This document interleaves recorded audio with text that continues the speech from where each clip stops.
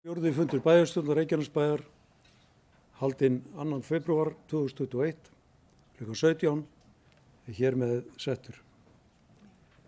Mættir eru bæjarfulltrúarnir Anna Sigríður Jóhannesdóttir, Baldur Guðmundsson, Díana Hilmarsdóttir, Friðjón Einarsson, Guðný Birna Guðmundsdóttir, Jasmína Sjernag, Jóhann Friðrik Friðriksson, Margrét Sandes, Margrét Þórarinsdóttir, Styrmir Gauti Fjellsteð og Guðbrandur Einarsson ásamt bæjarstjóra Kjartanum og Kjartansinni og Hrefnu Gunnarsdóttur sem ritar fundargerð. Það eru 6 mál á dagskrá þessa fundar en þau eru númer 1 fundargerð bæjarráðs frá 21. og 28. janúar, númer 2 fundargerð menningar og atvinnuráðs frá 20. janúar, númer 3 fundargerð framtíðarnefndar frá 20. janúar, númer 4 fundargerð stjórnar Reykjaneshafnar frá 21. janúar, númer 5 fundargerð barnaverndarnefndar frá 25. janúar og síðasti liðurinn á dagskránni eða númer 6 er sala útlendings EHF Víkingaheima. Þá getur bæjarfulltrúar, þá göngum við til dagskrár og Guðný Birna Guðmundsdóttir hefur beðið orðið.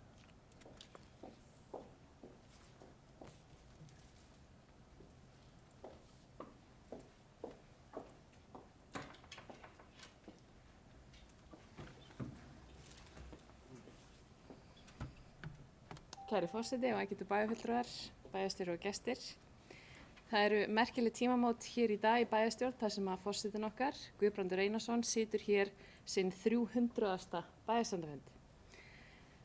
Mig langar að segja ykkur aðeins frá þessum merkilega manni sem hér situr, en hann sem ungur maður byrjaði að lesa sér til Marx og Lenin, sem segir svolítið mikið hans karakter og áhuga mál. En Guðbrandur hóf stjórnmálaferil sinn sem varamaður í Jóðlistanum sem var listi jafnaðar og félagshyggjufólks árunum 1998 til 2002. Frá 2002 til 2006 gekk Guðbrandur í Samfylkinguna og frá 2006 til 2010 var hann fulltrúi A-listans sem samanstóð af Samfylkingunni og Framsókn. Guðbrandur tók sér svo smá frí frá pólitík sem betur fyrir stutt á árunum 2010 til 2014 en stofnaði svo flokk bæjarbúa Beina leið þar sem hann hefur setið sem oddviti frá árinu 2014. Guðbrandur er ötull tónlistarmaður og baráttumaður fyrir menningu í Reykjanesbæ sem hefur skemmt okkur árum saman með tónleikunum sínum með blik í auga sem við bæjarbúar höfum notið góðs af á ljósanóttin okkar. Ég minnist þess þegar ég hóf minn feril í pólitík árið 2014, 32 ára og algjörlega blauta bakveirun, var ekki búin að alast upp í pólitík, hvorki sem unglingur né á heimilinu mínu. Þannig að ég var pínu svona hvað snýst þetta allt. Það sagði Guðbrandur við mig, Guðný, það að vera með skoðun og að láta sér ekki málin liggja er að vera pólitískur. Ég hef lært mikið af Guðbrandi og af samstarfinu okkar undanfarin 7 ár, hvernig það er að vera staðfastur, samkvæmur málstöðum sínum og skoðunum, að brenna fyrir umhyggju yfir samfélaginu okkar og síðast en ekki síst að gleyma því aldrei að standa vörð íbúa Reykjanesbæjar. Takk fyrir að vera hér með okkur, kæri Guðbrandur, að vera með skoðanir, að vera stólpi menningar í samfélaginu okkar og reynast okkar ávallt góðu félagi. Þannig til hamingju með áfangan, kæri Guðbrandur Einarsson, forseti bæjarstjórnar Reykjanesbæjar.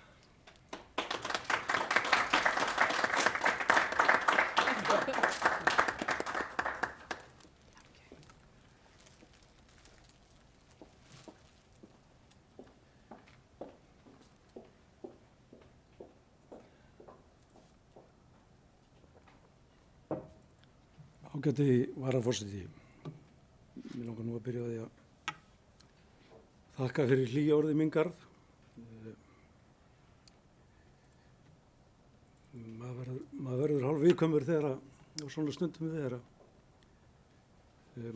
horft er tilbaka.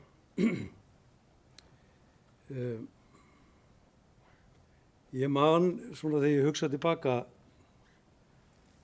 alveg eftir þessum fyrsta fundi sem ég fór á þegar þú segir frá honum, 2001. Þá var að bæjarfulltrúi einhvers staðar í 10. eða 12. sæti á lista og einhverju hluta vegna gat enginn mætt á fundin og ég hljóp inn, var þá bara nefndamaður í fjölskyldu- og félagsmálaráði og þetta var ansi merkilegu fundur fannst mér og gaman að mæta á hann og ég bara á þessu fyrsta fundi rauk ég beint upp í pontu og kannski hefur það verið það sem að eða svona varða þá leið sem að maður hefur farið að vera alltaf að yppa kók og skipta sér af og hafa skoðanir á hlutunum. Maður er búinn að eiga samleið með ansi mörgum á þessum tíma, mikið af góðu fólki sem hefur tekið þátt í þessari pólitík. Enginn af þeim er í bæjarstjórn núna, en margir hafa markað sín spor á leiðinni og sitja í hugamanns bara held ég að eilífu og meðan maður er hér í þessari jarðvist. Mér finnst svolítið fyndið þegar ég velti þessu fyrir mér hafandi stundum haft horn í síðu Sjálfstæðisflokksins og verið ósammála þeim ansi margt að vera loksins komin í hóp sjálfstæðismanna. Því að þeir sem eru komnir í 300 manna klúbbin eru bara sjálfstæðismenn og ég.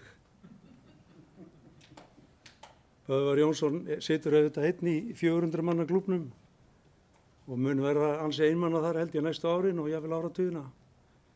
En þar fyrir utan hann sem að hafa náð þessari fundamætingu eru Björk Guðjónsdóttir sem var nú lengi forseti bæjarstjórnar og Árni Sigfússon fyrrverandi bæjarstjóri. Þetta er nú hópurinn sem maður er nú kominn í og gaman að segja frá því að vera loksins kominn í hóp sjálfstæðismanna eftir allan þennan tíma. En þetta hefur auðvitað bara verið allavega að sitja í bæjarstjórn.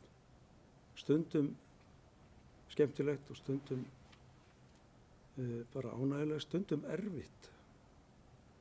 Og við höfum verið að takast á ýmsa hluti hér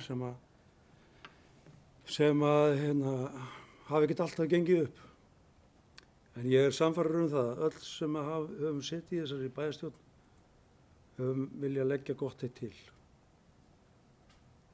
Alveg sama hver niðurstaðan hefur verið, þá held ég að við höfum öll haft það markmiði að reyna að vinna þessu sveitarfélagi gagn.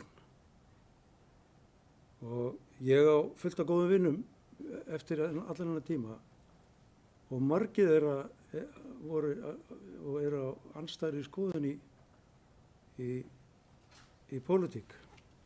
Ég minnist þess einhvern tímann að hafa farið á ball hérna í Stafnum og hitti þá vinn minn Böðvar Jónsson og tók hann á tali og við spjölluðum lengi saman og þá kom einhver og sagði hvernig getur þið verið vinur hans? Þið eru alltaf svo miklir óvinir.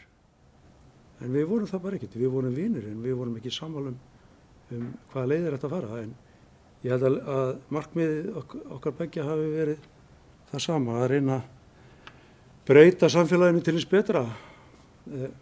Svo verður bara sagan að dæmi það hvort okkur hefur tekist það eða ekki. En hér ég og hér ætla ég að vera allavega enn sinn eitthvað. En bara enn og aftur takk fyrir að minnast þessara tímamóta og takk frú forseti fyrir að nefna þessi fallegu orð sem að þú nefndir hér. En við ættum að þessu sögðu að ganga til dagskrár og fyrst á dagskrá eru fundargerðir bæjarráðs frá 21. og 28. janúar. Orðið er laust.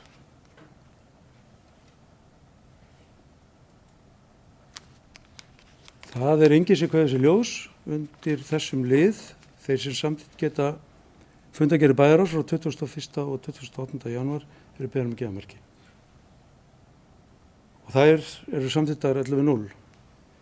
Þá er það liður númer 2 sem eru fundargerðir menningar og atvinnuráðs frá 20. janúar. Orðið er laust. Friðjón Einarsson gerir svo vel.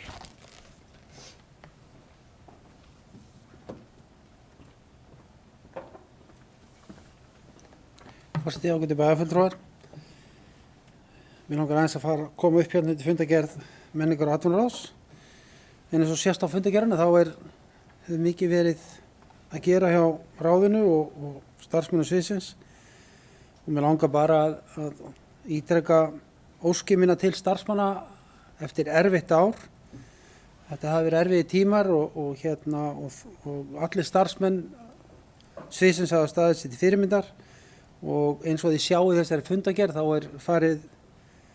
farið yfir ýmsa hluti og sem sýnir ekki síst hvað mikið hefur verið að gerast í þessu ágæta ráði. Það eru nokkrir hlutir hérna, bókasafnið í Stapholtsskóla þar byrjað að nýta það er klárt, sem er mjög ánægilegt þó að það sé nú ekki opið fyrir almenning ennþá en það verður það síðar. Og mjög gott að það er byrjað. Nú það er að koma ný sýning í Rocksafnið, Jón K. Ólafsson frá Bíldudal sem ætlar að vera gestur okkur núna, sýningin fjallar hann, söngvarinn Jón K. Ólafsson. Nú annað sem ég vil nefna er jóladagsskráin sem var hérna hjá okkur jólin, síðustu jól. Það var gríðarlega ánægja með það frumkvæði sem þar var með tilkomu aðventugarðsins og lýsingarinnar og eins og hefur komið ljós og kemur ljós í fundargerðinni að þá virðast íbúar mjög ánægðir með það framtak og vonandi verður áformald á því. En það er svona sitt og hvað sem í þessu. Mér langar helst að nefna það að þátturinn eða 10. liður atvinnumál er alltaf mjög stór. Það sem farið fyrir það helsta sem er að gerast í atvinnumálum, viðræði við utanaðkomandi aðila og heimamenn, en sem ekki er skýrt frá í smáatriðum. En það er þó ljóst að það er mikið að gera og vonandi koma okkar á góða fréttir fljótlega. Atvinnuþróunarstefna sem unnið hefur verið að í samvinnu við Katego og Hekluna er komið langt á leið og núna á næstu vikum verður kynning á helstu forsendum hennar og við munum fá kynning á því sérstaklega hérna í bæjarstjórn.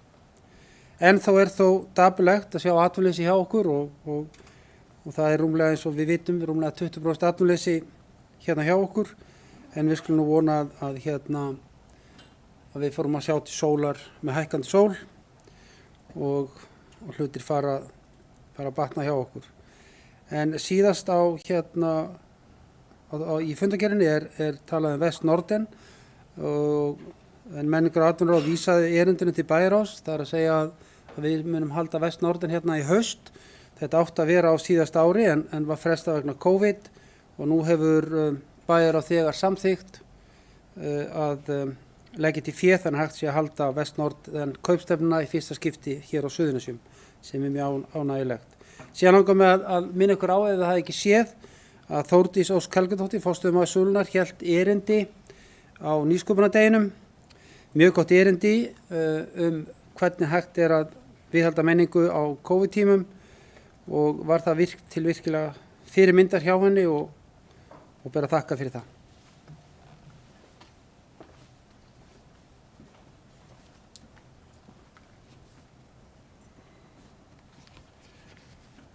Það hafa ekki fleiri kvarts við ljós undir leið nr. 2.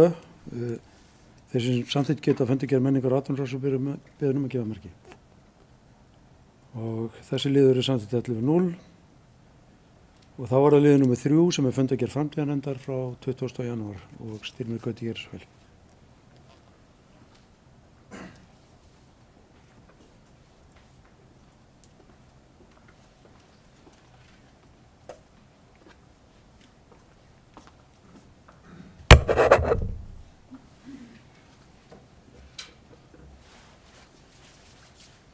Forseti, við í framtíðarnefndinni heldum okkar 16. fund á nýju og glæsilegu hóteli Marriott við Aðaltorg og í lok fundar fengum við svo kynningu frá Ingvari Eyfjörð sem sýndi nefndamönnum hótelið. Það er virkilega skemmtilegt og fallegt hótel og kæra þakkir til Ingvars fyrir kynninguna. Undir lið 2 voru svo lögð fram drög að umhverfis- og loftslagsstefnu Reykjanesbæjar. En framtíðarnefnd hefur unnið að gerð stefnunar síðan að nefndinni var falið að koma að verkinu Vinnan hefur gengið vel og hratt fyrir sig en vinnan við þessa stefnu hófst núna síðastliðs haust og hafa fjölmargir fundir verið haldnir við gerð stefnuna síðan þá. Samstarf umhverfis- og skipulagsráðs og framtíðarnefndar hefur verið til mikilla fyrirmyndar og einnig hefur verið mikil eining milli nefndarmanna vinnuna og hvetja alla til að kynna sér stefnuna vel og gera athugasemdir í tíma. Lið 3 fjallar svo sjálfbærni í Reykjanesbæ en framtíðarnefndinni ætlað að fylgja eftir sjálfbærni í Reykjanesbæ og innleiða heimsmarkmið Sameinuðu þjóðanna. Sjálfbærnin snýr að mörgum þáttum svo sem umhverfinu, félagslegum þáttum, heilsu, velferð, menningarmálunum og efnahagslífi. Allt hlutir sem að snerta íbúa sveitarfélagsins. Við í nefndinni sem og starfsmaður nefndarinnar tökum fagnandi á móti öllum mögulegum verkefnum og hugmyndum sem snúa að sjálfbærni sveitarfélagsins. Og svo að lokum það liður 4 en í drögum að umhverfis- og loftslagsstefnu, nánar tiltekið á blaðsíðu 4, eru kvaðir lagðar á Reykjanesbæ að setja reglur nýtingu náttúruauðlinda bæjarins. Framtíðarnefndin hefur hafið vinnu við að skoða það að kortleggja náttúruauðlindir og í framhaldinu gera þær reglur sem þarf.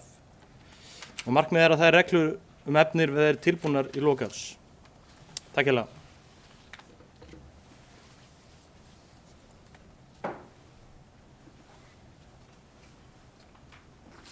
Takk fyrir þetta, Styrmir, orðið laust. Margrét Sandís Geirsvæl.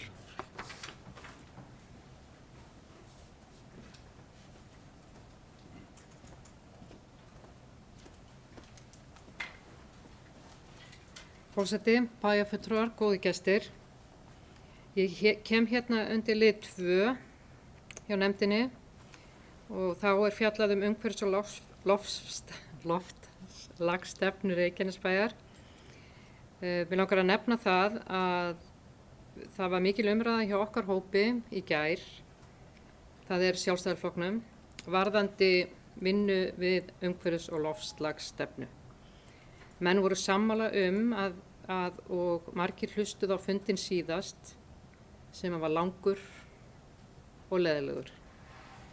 Þar var mikið fjallað þessa stefnu og að einhverjum allavega að okkar mati óskiljanlegt að aðstoðarmaður bæjarstjóra, Halldóra, að einhver tók það þannig að það væri árás á hana. Mér finnst ástæða til hér að biðja hana þá afsökunar ef svo ef hún hefur tekið það til sín sem hún hefur ekki gert, en einhverju hérna inni og þannig komu skilaboðin. Við teljum að það hefði verið ágætt að það hefði bara komið strax frá meirihluta eða bæjarstjóra að Halldóra héldi algjörlega utan þetta, hvort sem að frá umhverfis- og skipulagsráði eða framtíðarnefnd. Það hefði verið frábært og ég vil hrósa Halldóru almennt. Hún hefur tekið þessi mörg verkefni og þau hafa öll verið til fyrirmyndar og við erum mjög heppin að hafa fengið hann til starfa og hefur hún verið að vinna meðal annars að heimsmarkmiðum sem eftir tekið. Þannig að, en hún kom ekki strax að vinnunni og við vitum það og við vitum líka að hún hefur ekki setið fundi umhverfis- og skipulagsráðs þrátt fyrir að vera að stýra þessari vinnu, en hún kom ekki strax að vinnunni, það skal taka það fram, og eftir að hún tók við þessari vinnu hefur þetta verið til fyrirmyndar. Þannig að ég vil biðjast afsökunar ef að einhver hefur skilið þetta þannig og við viljum þá hrekja það hér og þetta var alls ekki mynd til þessa frábæra starfsmanns. Takk.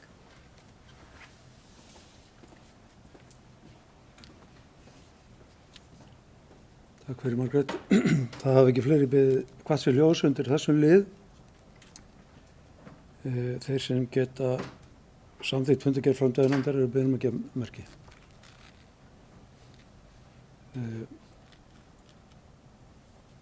Og hún samþykkt 11-0. Og þá var það liður númer 4 sem fundargerð stjórnar Reykjanesbæjar frá 21. janúar, orðið laust. Það enginn sem kveður sér ljós undir þessum lið. Þeir sem samþykkt geta fundargerð stjórnar Reykjanesbæjar eru beðin að gefa merki. Hún samþykkt 11-0 og þá það fundargerð barnaverndarnefndar frá 25. janúar sem hér lögð fram og Díana Hilmarsdóttir Geirsvæl.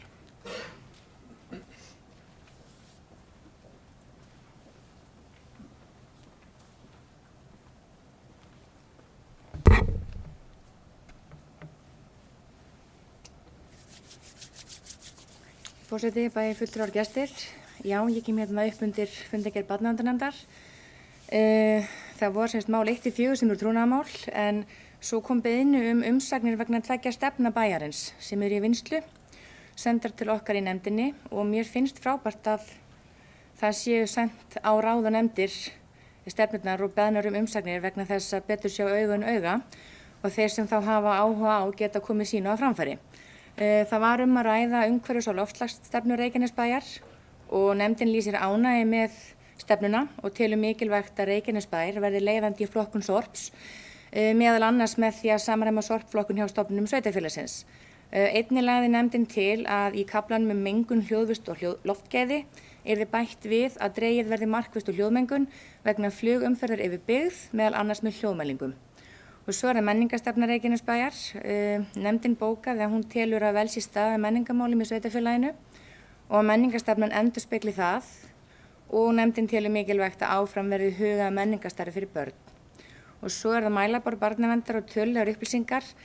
Það svo sem ekkert nýtt þar. Mælaborði sýnir enn mikið álag á starfsmönnum sviðsins og mælingar eru fram yfir allt sem að telst eðlilegt. Expectus hélt utan seinni hluta úttektar á velferðarsviði Reykjanesbæjar og það eru komnar tillögur á úrbótum á sviðinu hjá þeim og þetta var sem sagt áframhald fyrir hluta úttektar sem að Líf og Sál hélt utanum og nú fyrir í gang vinna hjá bæjarstjóra og sviðstjóra velferðarsviðs að forgangsraða, kostnaðarmeta og útfæra tillögur nánar og ég bind miklar vonir við að þær verði til þess að létta á starfsmönnum barnaverndar sem á starfsmönnum á velferðarsviði almennt. Takk.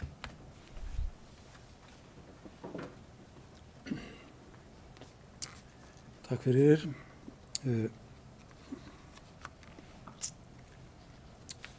Þessi fundargerð bara hér lögð fram en við afgreiðum hann ekki sérstaklega.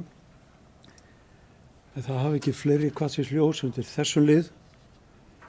Þá komið ágætu bæjarfulltrúar að síðasta lið þessa fundar sem sala útlætings EHF eða Víkingaheima.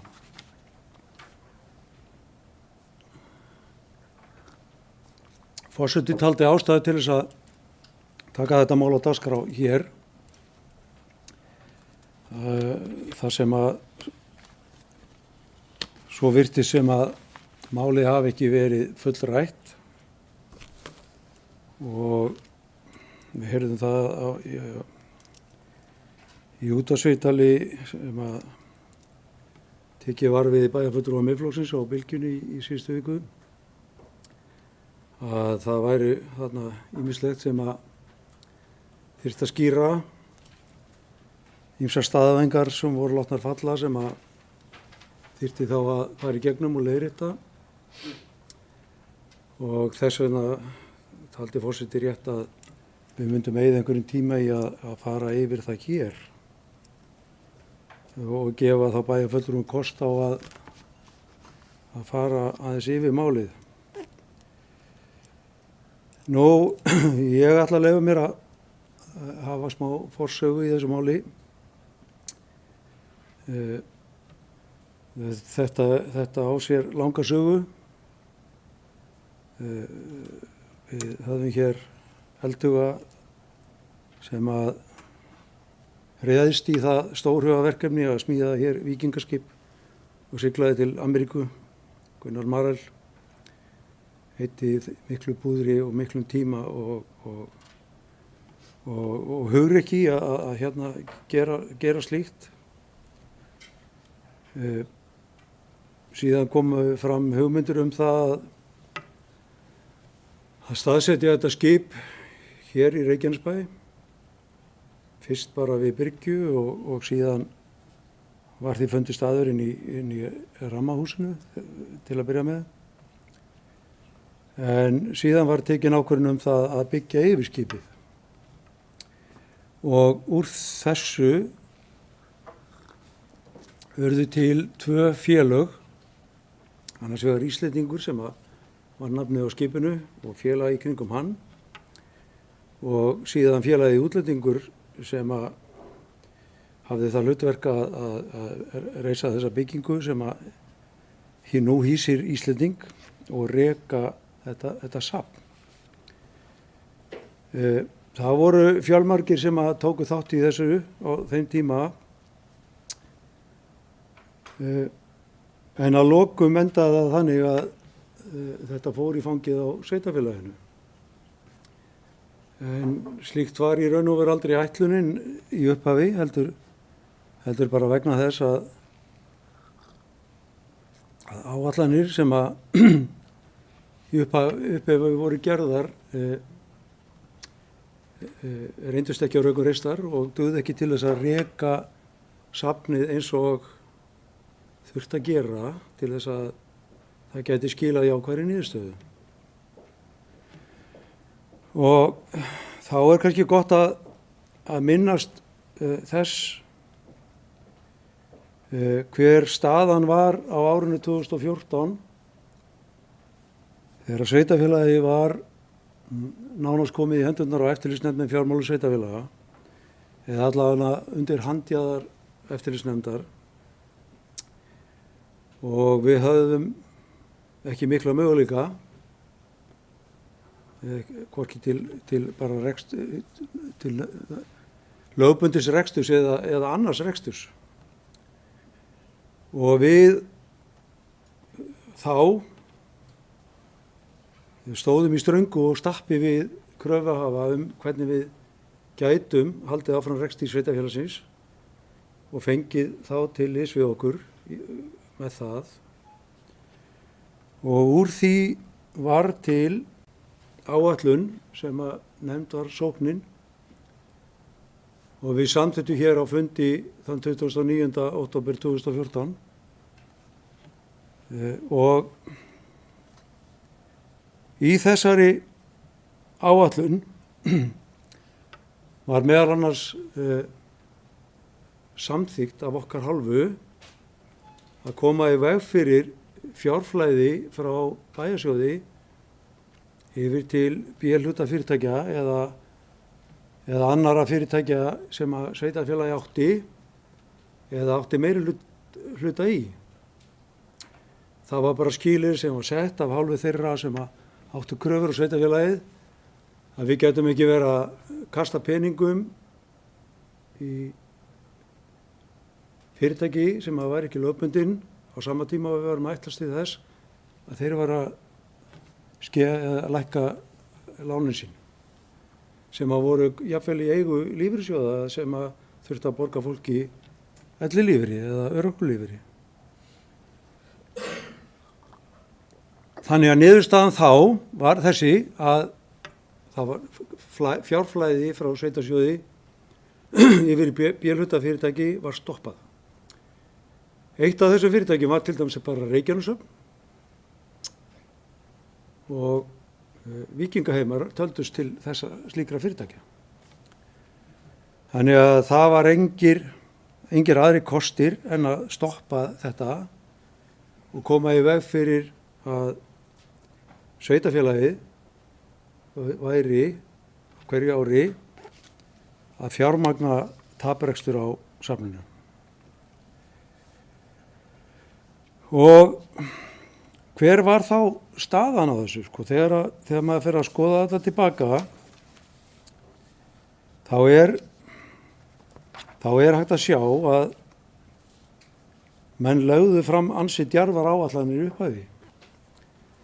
Og það var verið að gera ráð fyrir því strax á fyrsta ári þegar safnið er að hefja rekstur að í safnið muni koma það bil 100.000 manns. Og síðan var gert ráð fyrir því að safnið mundi geta fengið, dregið að sér það bil 100.000 manns á hverju ári. En niðurstaðan varð hins vegar svo að strax á fyrsta ári þá fór þessi áætlun bara út gluggann. Og í safnið mættu ekki nema 10.000 manns í staðinn fyrir 100.000, 1/10 af því sem áætlað var. Og þannig hefur þetta verið allan þennan tíma. Safnið hefur aldrei náð inn meira en sem nemur cirka 50 af þeim sem að gert var ráð fyrir í upphafi. og þar voru talsverður hópur börn sem voru ekki greiðandi aðgöngumiða inn í safnið. Þannig að þetta fór svo að safnið hefur verið rekið með halla alveg frá byrjun. Bæði Íslendingur sem var rekinn í kringum Íslending sjálfan og útlendingur sem var rekinn í kringum þetta safn og þetta húsnæði sem reist var í kringum bátinn. Það er hægt að sjá jákvæða niðurstöðu á Íslendingi á árinu 2009. Þetta las ég nú upp úr ársreikningunum og öllum þessum skjölum sem bæjarfulltrúi Miðflokksins nefndi í viðtalinu að jákvæða niðurstöða af Íslendingi hafi verið 21 milljón á árinu 2009. En það var vegna þess að þá voru gefnir eftir vextir upp á 22 milljónir sem orsökuðu það að hægt var að sýna fram á jákvæða niðurstöðu í ársreikningi. En að öðru leyti hafa þessi félög bæði tvö verið rekin með neikvæðri niðurstöðu allan þennan tíma sem að stundum hefur verið hægt að sýna að væri jákvæð vegna þess að þar var verið að annarkvort að afskrifa skuldir eða leggja til nýttöldafé. Og þeir sem hafa nú kannski kíkt í gegnum reikninga félagsins hafa séð að þetta var eitthvað sem heitir fjárfestingaverðbréf sem allt í einu var talið til eignar. Þannig að það er svona eitthvað sem gaman er að skoða og ég gerði mér það til dundurs að setja upp svona einhverja dagsskjal til svona að ég sæi þetta, hvernig þetta liti út. Ég ákvað síðan að hafa sambandi fjármálastjóra og biðja hann að aðstoða mig í þessu og niðurstaða fjármálastjóra var algjörlega í samræmi við það sem að ég hafði komist að, þá niðurstöðu sem ég hafði komist að, nema það að hún horfði fyrst og fremst á þann útlága kostnað sem að sveitafélagi hafi lagt í á þessu tímabili og samkvæmt samantekt á fjárútlátum Reykjanesbæjar til Íslendings og útlendings á þessu tímabili frá því að þetta hófst, þá hefur verið lagt inn í reksturinn 479 milljónir. Og til viðbótar er hægt að finna í reikningum sveitafélagsins að Reykjaneshöfn hefur verið látin bera ákveðin kostnað af lagfæringu lóðar upp á 37 milljónir. Þannig að útláðu kostnaður Reykjanesbæjar bara vegna þessa verkefnis í gegnum þennan tíma hljóðar upp á 516 milljónir á virði hvers árs miðað við stöðun á hverju ári. Uppreiknað með við tölunar í dag, þá væri þessi tala margfalt hærri. En þetta er nú bara tölunar eins og liti út á hverjum tíma fyrir sig. Þannig erum við að tala um 516 milljónir sem að Reykjanesbær er búin að leggja safninu til á þessum tíma. Til viðbótar eru auðvitað einhverju aðilar sem að fóru þarna inn og lögðu einhverju til sem að ég veit ekki alveg hvernig það var eða hvort að menn komu þarna inn með hlutafé eða eitthvað sem var þá tapað en fjármálastjórinn er ekki að skoða fjármálsliði og afskriftir sem er inn í ársreikningunum heldur bara útlánakostnaðar Reykjanesbæjar. Og þegar að ég reiknaði þetta saman, þá gæti ég ekki annað séð en að þetta væri það bil 550 milljónir í það heila með afskriftum og fjármálsliðum sem að hafa þá tapast á þessum tíma. Einhver tapar þá fjármálsliðunum sínum og virði eignanna hefur þá rýrnað sem nemur þeim afskriftum sem að hafa átt sér stað á þessum tíma, en gott og vel, Þannig var nú staðan og þetta varð það viðfangsefni sem að bæjarfulltrúar á árinu 2015 þurfti að takast á við. Hvernig eigum við að halda þessu safni gangandi án þess að Reykjanesi bær sé að eyða í það einhverjum 20 milljónum hverju ári. Við urðum bara að finna einhverja leið til þess, af því við máttum ekki eyða peningum í safnið. Og þá voru einhverjir kostir skoðaðir og auglýst eftir áhugasömum aðilum til samstarfs rekstur þessa safns. Það fór nú svona og svona, það var nú ekki mikill áhugi. Og skiljanlegt þegar rekstur með neikvætt eigið fé, með neikvæða afkomu og hverju ári, hann ekki mjög áhugaverður. Niðurstaðan var eftir auglýsingu, eftir áhugasömum aðilum reksturinn, var að samið var við eitt tiltekinn aðila sem hafði áhuga á að kaupa en var samt ekki alveg tilbúin til þess að gera það strax vegna þess að hann var ekki alveg viss að honum tækist að reka þetta. Og þá var búinn til samningur við hann, leigusamningur, með kauprétti eftir tiltekinn tíma. Og við skulum að gera eitthvað grein fyrir því að kaupréttur allt annað heldur en forkaupsréttur. Og þetta var gert á árinu 2015 og ég held að nýr aðilega hafi verið kynntur til sögunar 17. júní 2015 á heimasíðu Reykjanesbæjar. Og með þessu tókst okkur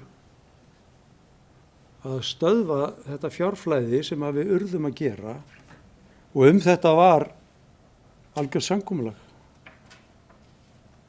Bæjarráð þess tíma sem samsett var af mér, Friðjóni Einarsinni, Gunnari Þórarinsinni, Böðvari Jónsinni og Árna Sigfússinni með áheyrnarfulltrúanum Kristni Jakobssyni var alveg sammála að við erum að fara þessa leið. Það var engin önnur fær. Jú, við gátum sett þetta í gjaldþrot. Vegna þess að það voru slíkar ákveðandi skuldir á þessu að við ætluðum ekki að bera það til framtíðar. En hvað hefði þá gerst ef þetta hefði verið sett í gjaldþrot 2015? Við vitum svo sem ekki það, en bankinn hefði þá tekið þetta og enginn hefði fengið neitt annar en bankinn, hann hefði þá verið með þetta í höndunum. En nú allar líkur á því að safnið geti lifað og verð á sínum stað.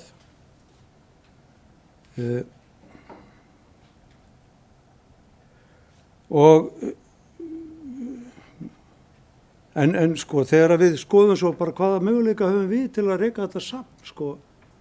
Nú erum við í COVID, það enginn búinn að koma í safnið, sko, og við erum ekki að sjá eitthvað túrisma hér verða veruleika á næstu árum, þannig að rekstur þessa safns verður mjög erfiður.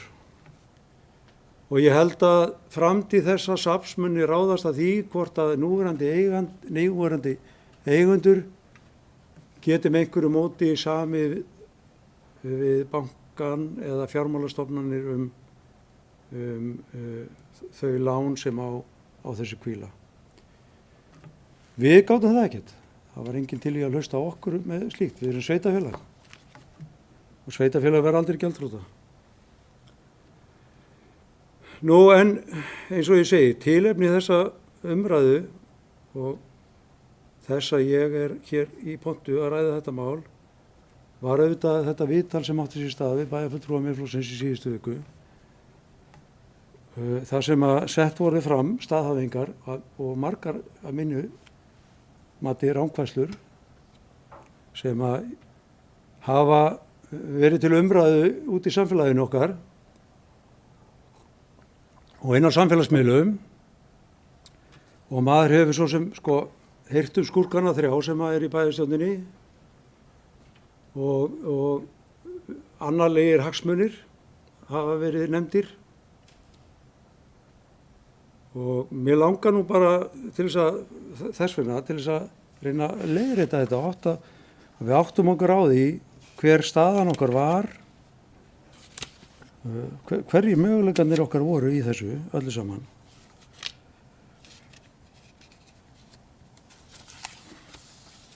Og ef ég fer nú aðeins yfir þetta viðtal sem átti sér staðan einhvern daginn. Ég ætla að leyfa mér að lesa nokkur atriði sem voru nefnd í viðtalinu. Það fyrsta eru mikil verðmæti, númer 2, lóðin 72.000 fermetrar. Númer 3, lóðin seld til einkaaðila. Númer 4, hægt að breyta deiliskipulagi. Númer 5, verður allt að vera upp á borðinu. Númer 6, mörgum spurningum ósvarað. Númer 7, hann hefur forkaupsrétt. Og númer 8, 130 gögn, en á sama tíma nefnt bærinn hefur ekki gert mér auðvelt fyrir. Númer 10, hvers vegna var þetta ekki auglýst? Og númer 11, söluferli ekki opið. Og númer 12, fáum ekkert að vita. Númer 13, bærinn lánar fyrir kaupverðinu. Númer 14, mjög hagstætt lán. Og númer 15, aftur nefnt hann hefur forkaupsrétt. Og númer 16, bærinn lánaði fyrir kaupverðinu. Númer 17, bærinn lánar fyrir öllu kaupverðinu. Og númer 18, gruggugt, má deila það. Númer 19, verður allt að vera upp á borðinu. 20, margir fjárfestar sem vildu koma að en fengu ekki. Númer 21, forkaupsréttur ætti þá að ganga inn í hæsta boð. Og númer 22, ein í þessari baráttu. Og númer 23, meirihlutinn stóð fyrir sölunni. Og í meirihlutunum voru nefndir bein leið, Samfylking og Framsókn. Númer 24, vill upplýsa bæjarbúa. Og númer 25, kjósendur taki tilliti þess. Og þá spyr maður, var þetta bara gert í pólitískum tilgangi til að afla sér atkvæða í næstu kosningum? Var það tilgangurinn í þessu öllu saman? Ég spyr eftir að hafa hlustað á þetta viðtal oftar en einu sinni, oftar en tvisvar. Og það að tala einhverja fótboltavelli sem menn spila nú ekki fótbolt út í sjó, því að hluti af þessari lóð er út í sjó, nema þeir verið á sjóskiðum. Að lóðin hafi verið seld til einkaaðila er náttúrulega bara helber ósannandi. Lóðin var leigð til áratuga og við fáum að henni lóðalegu í framhaldinu.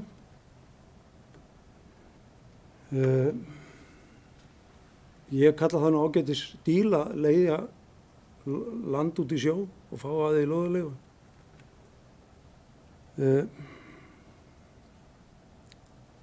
Ég velti fyrir mér þegar ég fæ 130 gögn eins og nefnt voru í viðtalinu í hendur, er þá verið að gera mér erfitt fyrir? Er þá ekki verið að auðvelda með vinnuna?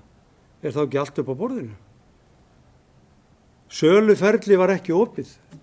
Það var ekkert söluferli í gangi. Það gerist 2015. Og það eru til auglýsingar frá þeim tíma sem að fylgdu einmitt í þessum 130 gögnum. Þegar talað er forkaupsrétt til að rugla fólk í rýminu. Það hafði engin forkaupsrétt í málinu. Það viðkomandi aðili hafði kauprétt. Hafnarfjörður sem dæmi var að selja hlut sín í H.S. Veitum og það var óskað til tilboðum. Og svo kom tilboð. Hvað gerist þá? Það var haft samband við aðra hluthafa en þeim boðið að nýta sér forkaupsréttinn, ganga inn í það tilboð sem fyrir lá. Forkaupsréttur hefur ekkert að gera með kauprétt. Ég held að fólk eigi nú bara að halda réttu hlutu til haga þegar að fara í svona umræðu. Ég spyr, hvað var gruggugt í málinu og hvað þarf að vera upp á borðinu sem ekki er upp á borðinu? Ég get alveg sagt það hér á þess að ég telja að ég sé að brjóta trúnað.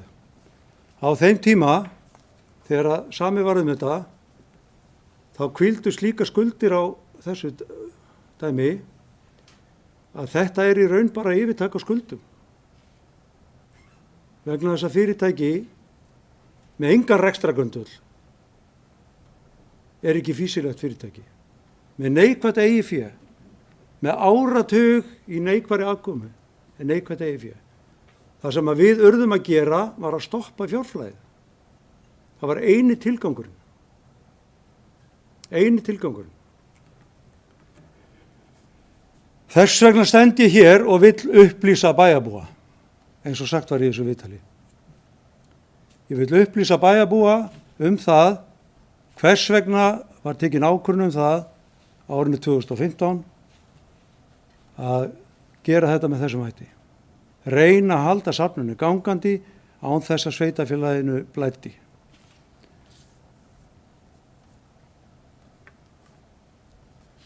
Mér langar ágætu bæjarfulltrúar áður en ég gef orðið laust að leggja hér fram bókun fyrir hönd meirihlutans sem er svohljóðandi.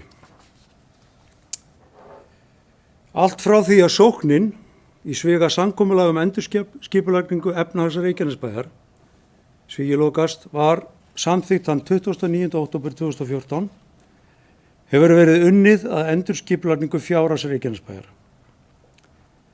Ein af aðgerðum sóknarinnar var að stöðva fjárflæði frá A-hluta bæjarsjós yfir í B-hlutastofnanir og fyrirtæki, sem eru þau fyrirtæki sem sveitarfélagið á að öllu leyti eða meiri hluti í. Reykjaneshöfn er eitt slíkt fyrirtæki, Víkingaheimar annað. Víkingaheimar, í sviga Íslendingur útlendingur, sem hóf rekstur árið 2008, var í eigu nokkurra aðila til að byrja með, en vegna mikils tapreksturs endaði félagið hjá Reykjanesbæ og voru aðrir hlutafir keyptir út þegar að sveitarfélagið lagði inn aukið hlutafé eða afskrifaði skuldir.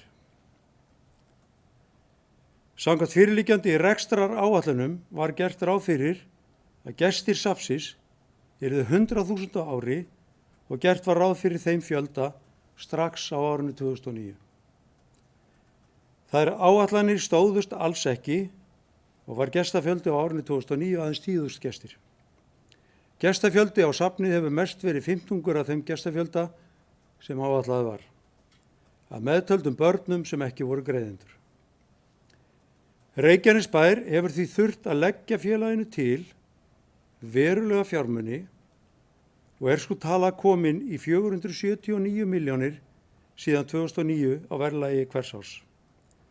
Þessu til viðbótar voru lagðir til fjármunir í fráganga lóð í gegnum Reykjaneshöfn að upphæð krónur 37,6 milljónir og því er að ræða upphæð sem nemur 516,6 milljónum sem runnið hafa frá Reykjanesbæ til þessa safns. Tap félagana er hins vegar í raun talsvert hærra en hér er nefnt frá 2009 eða 550 milljónir og felst mismunurinn í fjármagnsliðum og afskriftum rekstrarfjármuna Íslendings og útlendings. Stjórn Íslendings þurfti því að leita leiða í framhaldi af undirritun sóknarinnar til að láta safnið halda áfram án fjárframlags frá Reykjanesbæ. Kostirnir voru 3. 1. Að hunsa þau skilyrði sem framkom í sókninni og treysta á að bæjarsjóður Reykjanesbæjar myndi halda áfram að greiða 20 milljóna með safninu á hverju ári. Númer 2, að lýsa safni gjaldþrota með tilheyrandi skaða fyrir alla. Númer 3, að freista þess að einhver annar gæti rekið safnið og selja hlutabréfin. Niðurstaðan varð að velja kost númer 3. Auglýst var eftir áhugasömum aðilum til þess að reka safnið og gáfu 3 aðilar sig fram. Gerður var afnotasamningur vegna Víkingaskipsins og leigusamningur vegna Víkingabrautar 1 við þann aðila sem rekið hefur safnið síðan. Í báðum samningum var ákvæði kauprétt á hinu leigða og til afnota og nam kaupverðið sömu fjárhæðar skuldum við lánastofnanir vegna Víkingaskipsins annars vegar og veðskuldum áhvílandi á fasteigninni. Hefur sá kaupréttur nú verið nýttur.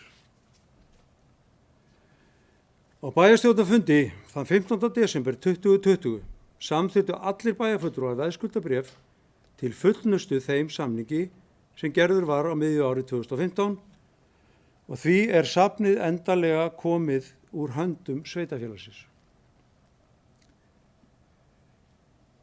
Bæjarfulltrúi Miðflokksins hélt því meðal annars fram í viðtali á Bylgjunni 28. janúar síðastliðinn að söluferli hafi ekki verið opið, að lóð hafi verið seld til einkaaðila, að bærinn hafi lánað fyrir öllu kaupverðinu svo að eitthvað sé nefnt af þeim rangfærslum sem framkomu í þessu viðtali. Rétt er að leiðrétta eitthvað af því sem þar kom fram. Númer 1 er ákvörðun að fara þessa leið var tekin á árinu 2015. Í fullu samráði aðila og fyrir opnum tjöldum þar sem auglýst var eftir áhugasömum aðilum sem gætu tryggt áframhaldandi rekstur safnsins án aðkomu sveitarfélagsins og án fjárútlota af hálfu þess. Víkingaheimar voru skuldsett safn og því er yfirtaka á verulegu skuldum sem fjármálarstofnanir eiga hluti af greiðslunni. Og númer 3, lóðin var ekki seld, heldur leigð með leigusamningi og verður greitt af henni lóðalega í framhaldinu. Nýting lóðar er ákveðin í aðalskipulagi sveitarfélagsins sem hægt er að endurskoða á hverju kjörtímabili. En sú endurskoðun er umfangsmikil og fer fram í miklu samráði við íbúa sveitarfélagsins. Nú stendur yfir endurskoðun aðalskipulags og engin vilji er til þess að breyta nýtingu þessa lands. Samkvæmt aðalskipulagi er stór hluti þessa svæðis skilgreindur sem svæði fyrir samfélagsþjónustu og er hluti þess skilgreindur sem opið svæði. Þess má og geta að hluti þessa svæðis er undir sjávarmáli og eins liggur landið lágt og er undir viðmiðunarmörkum vegna hækkunar sjávar. Það væri því ekki verjandi að heimila íbúabyggð á þessu svæði. Númer 4 bæjarfulltrúi hélt í einnig fram að bærinn hafi ekki gert henni auðvelt fyrir á sama tíma og hún upplýsti hún hafi fengið aðgang að 130 gögnum. Og númer 5, svo virðist sem bæjarfulltrúin gerir sér ekki grein fyrir þeim mun sem felst í kauprétti annars vegar og forkaupsrétti hins vegar. Það má alltaf deila verðmæti hluta, en engin hlutur er verðmætari en það verð sem einhver vill greiða fyrir hann. Reykjanesbær bar hins vegar skylda til eftir að hafa undirgengið skilmála sóknarinnar að stöðva fjárflæði frá bæjarsjóði til annarra stofnana og fyrirtækja. Sala á Víkingaheimum var liður í því. Þannig hljóðar það og orðið laust. Margrét Þorvaldsdóttir.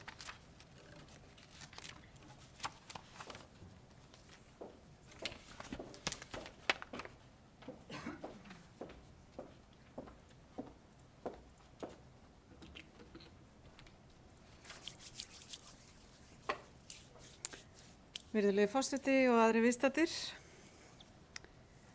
Íbúar í Reykjanesbæ hafa ekki góða reynslu af eignasölu bæjarins í gegnum árin. Allt verður að vera upp á borðum við söluna á Víkingaheimum. Það er það ekki. Nú er það meiri hluta bæjarstjórnar, Samfylkingar, Framsóknar og beinna leiðar að upplýsa bæjarbúa að hagsmunum bæjarins hafi verið gætt í hvívetna við söluna á Víkingaheimum. Eftirfarandi spurningar legg ég hér með fram söluna og óska eftir skriflegu svari. Hvers vegna var kaupverðið fyrirfram ákveðið í leigusamningi frá árinu 2015? Kaupréttur leigutaka rann út áramótin 2020 og tengist það sölunni degi fyrir áramót. Hefði kaupréttar ákvæði samningsins frá 2015 virkjast ef bærinn hefði ekki lánað leigutaka fyrir kaupunum? Hvers vegna fær almenningur ekki að vita kaupverðið? Hvers vegna lánaði Reykjanesbær kaupanda kaupverðið? Hver voru kjörin? Var bærinn skyldugur til að lána leigutaka kaupverðið? Í samningi við leigutaka frá 2015 segir að leigutaki eigi að greiða kaupverðið. Það gerir hann ekki þar sem bærinn lánar honum fyrir kaupunum. Er Reykjanesbær ekki að veita leigutaka óeðlilega fyrirgreiðslu? Hvers vegna var verðmætt land ekki undanskilið kauprétti árið 2015? Hvaða skilmálar fylgdu sölunni? Verður svipaður rekstur eða hyggst kaupandi breyta starfseminni? Hver átti frumkvæðið að því að virkja kaupréttar ákvæði leigusamningsins frá 2015 fáeinum dögum áður en hann rann úr gildi? Var það leigutaki eða leigusalinn Reykjanesbær? Hvaða skuldir yfirtók kaupandinn? Hvaða skuldir hefur bærinn afskrifað af eignahaldsfélaginu Útlendingi sem hélt utan fasteignir safnsins fyrir árið 2015. Eins og áður sagði er þetta hér með lagt fram. Ég hef lokið máli mínu og ég óska að þetta verði bókað.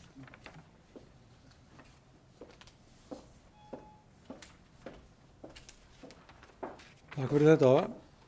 Ég vænti þess að þú fáir einhver svör við þessum spurningum í framhaldinu. Orðið laust.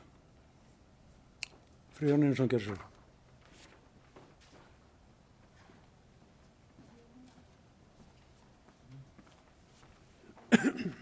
Forseti, ágæti bæjarfulltrúar. Mér langar aðeins að koma að þessu máli. Ég hlustaði líka á þetta viðtal og var í raun agndofa yfir þeim ávirðingum sem settar voru þar fram á Reykjanesbæ. Ég held að það hefði verið árið 2012 sem tillaga kom fram í bæjarráði að selja Víkingaheima fyrst. Á þeim tíma var því neitað af þáverandi meirihluta. Tillagan kom held ég tvisvar sinnum fram á því ári en hvert skipti var því neitað. Eins og forsetinn hefur verið rakið hérna ítarlega þá erum við að reyna að stoppa það að fjármagn fara úr A-hluta yfir í dótturfyrirtæki Reykjanesbæjar og er það auðvitað megin skýringin á þessari ákvörðun að selja. Þannig að það ætti að vera öllum augljóst. Það sem aftur á móti mér finnst dapurlegt í þessari umræðu er að réttur kaupandans sem óska eftir trúnaði að það er ekki minnst einu orði á það. Hann hefur þann rétt og getur óskað eftir þeim rétti og mér langar því að spyrja ágæta bæjarfulltrúa, Margréti Þórarinsdóttur, hefur hún sótt til Reykjanesbæjar að fá upplýsingar á formlegan hátt þannig að málunum verði vísað til úrskurðarnefndar, hann geti fengið upplýsingar samningin. Hefur hún gert það? Öðru lagi, sér Margrét Þórarinsdóttir ekki ástæðu til þess að koma hérna upp í ræðupúlt og biðjast afsökunar á því að hafa í viðtalinu umdeilda sagt hluti sem ekki eru sannir og réttir. Það er í fyrsta lagi fullyrðingin að Reykjanesbær hefði selt lóð. Líka það að það væri forgangsréttur. Líka að hún hafi sagt að bærinn lánaði fyrir öllu kaupverðinu.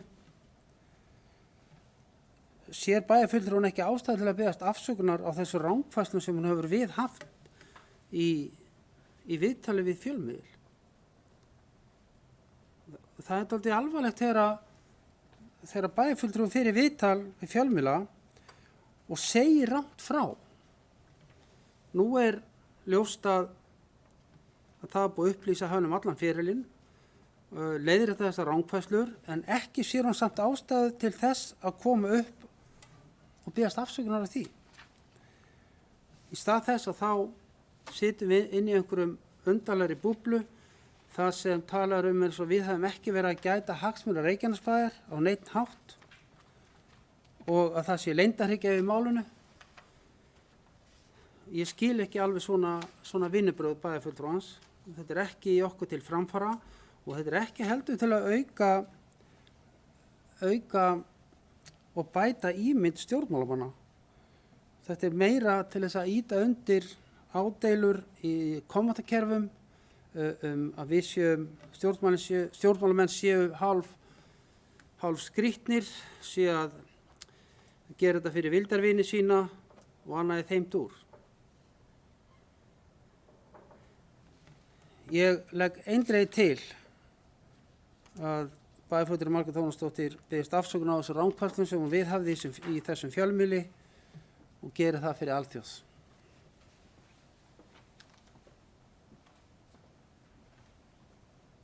Jóhann Friðrik, gerðu svo vel.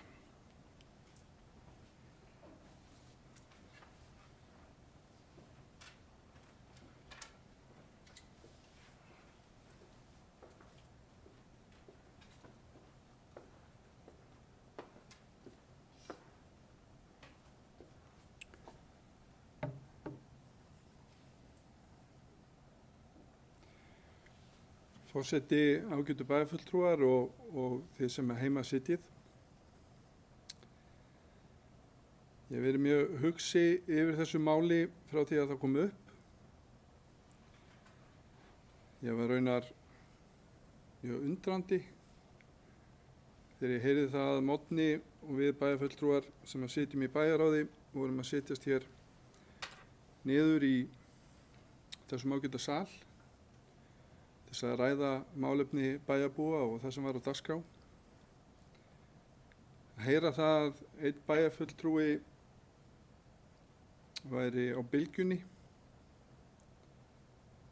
að fara með algjörlega staðlausa stafi mál sem hafði ítrekað verið rætt í bæjarráði, kaupverð sem hafði verið samþykkt í bæjarstjórn, lánveitingu sem að viðkomandi bæjarfulltrúi samþykkti sjálf og verða síðan vitni að því eftir þann fund að hlusta á viðtalið og komast að því að stór hluti af því var uppspunni. Þar var verið að fara fram og sá einhvers konar tortryggni í garð þeirra vinnu sem það hefði farið fram gagnvart þessu máli. Ég hef alltaf talið mig vera mjög heppinn að vinna í stjórnmálum. Stjórnmál eru afskaplega gefandi, lærdómsrík og mikilvæg fyrir samfélagið. Stjórnmál byggja á trausti, samvinnu og heiðarleika. Það er mjög eðlilegt að tekist sé á í stjórnmálum mismunandi leiðir, stefnur og strauma. En ég held að heilt yfir höfum við blessunarlega á Íslandi verið laus við það að þola uppspuna eða einhvers konar pólitískar upphrópanir sem að minnsta kosti ekki einhverju leyti taka mið af mismunandi sjónarhornum, heldur eiga kannski uppruna sinn algjörlega í einhvers konar tilraun til þess að blása eitthvað út sem ekki til staðar. Ég hef aftur á móti, eins og kannski bæjarfulltrúar sem hér sitja og fólk í samfélaginu, upplifa það að orðræðan er orðin harðari. Hún er oft óvægin, en á undanförnum árum höfum við séð hann að taka nýja stefnu, persónulegri stefnu sem við sjáum kristallast í kringum okkur, bæði í Evrópu og Bandaríkjunum, og kennd er við populisma. Hún hefur þau áhrif að grafa undan trausti til samfélagsins, ekki bara trausti gagnvart kjörnum fulltrúum, heldur líka trausti gagnvart löggæslu, stofnunum ríkis og bæja, embættismönnum ríkis og bæja, jafnvel réttaríkinu og dómstólum. Við sjáum þessa öfgahyggju sækja í sig veðrið og einhvers staðar byrjar hún, kannski hægt og hljótt, en vex, og áður en fyrir varir erum við komin í það mikla skotgrafir að samvinna, samstarf og traust er brostið. Ég get sagt það hér í beinni útsendingu að ég hef aldrei dottið í hug að bera ósannind á borð, en eflaust hef ég á einhverjum tímapunkti tekið þannig til orða að ég hefði mátt passa mig og hefði mátt biðjast afsökunar. Sér í lagi ef ég hef farið fram með hluti sem ég hef talið að væru réttir en hafa verið leiðréttir. Það kemur fyrir. Það kemur fyrir að maður les vitlaust út úr gögnum eða eitthvað slíkt, og ég tek því. Það biðst ég afsökunar á því. En varðandi málið sem við ræðum hér, og forseti hefur farið svo vel yfir, málefni víkingaheima. Þetta er mál sem er búið að vera hér til umræðu í langan tíma. Ég hef haft algjörlega allar upplýsingar málsins til þess að fara yfir, kynna mér í þaula og taka eins upplýsta ákvörðun eins og ég mögulega get. Ég hef aldrei heyrt annað en allir bæjarfulltrúar sem hér sitja hafi haft sömu aðstöðu.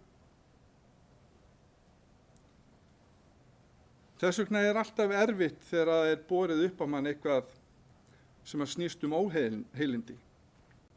Snýst það að það sé verið að vinna einhverjum annarlegum hvötum. Það sé verið að þyrla upp einhverju í nafni þess að bæjarbúar, kjósendur, séu á einhvern nátt sviknir. Eða það sé verið að fara bak við á. Ekkert í þessu máli. Ágætu bæjarfulltrúar, ágæti forseti, bendir til þess að svo sé. Ekki neitt. Við förum eftir lögunum í landinu sem okkur eru settar, varðandi trúnað, og ég velti fyrir mér hver tilgangurinn sé með þessari orðræðu sem birtist í þessu viðtali á Bylgjunni. Er tilgangurinn sá að vinna sér inn atkvæði eins og forseti nefndi hér áðan, og vinnast þau atkvæði? Kannski vinnast þau ef að ómálefnalegum málflutningi er ekki svarað. En ég held að það skipti öllu máli að víkingaheima sala og þetta mál í heild sinni hefur algjörlega verið opið fyrir mér. Ég vil taka undir með bæjarfulltrúa Friðjóni Einarssyni og leggja að bæjarfulltrúa Margréti Þórarinsdóttur að koma hér upp og biðjast afsökunar á þessum rangfærslum. Ég var líka svektur yfir því að sjá umræðinu sem fylgdi í kjölfar viðtalsins á samfélagsmiðlum og minntur á það hvernig óábyrgt tal getur blásið út hluti á samfélagsmiðlum.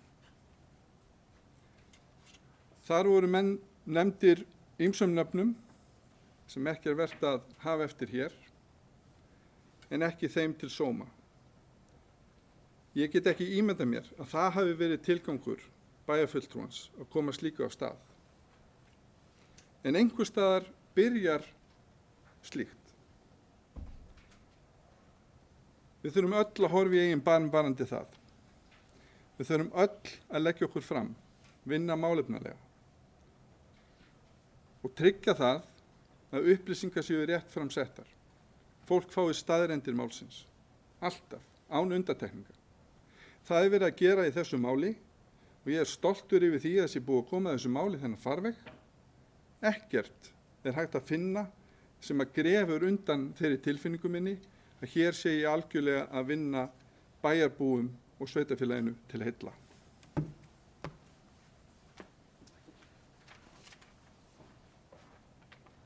Takk fyrir þetta. Herra bæjarstjóri, gerðu svo vel.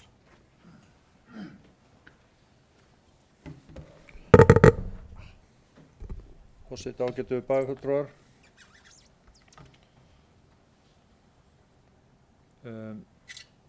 Aðeins til glöggunar þá finnst mér rétt að ítreka það að þessi félög sem að halda utan um annars vegar húsið og hins vegar skipið eru enga hlutafélög í eigu Reykjanesbæjar og fyrir þessum félögum fer sérstök stjórn sem í sitja starfsmenn sveitarfélagsins og ég veiti þeim forystu eða er formaður stjórnar og í núverandi stjórn sita með mér Guðlúm María Lúes, menningarfulltrúi og Regína Fanný Guðmundsdóttir, fjármálastjóri Reykjanesbæjar.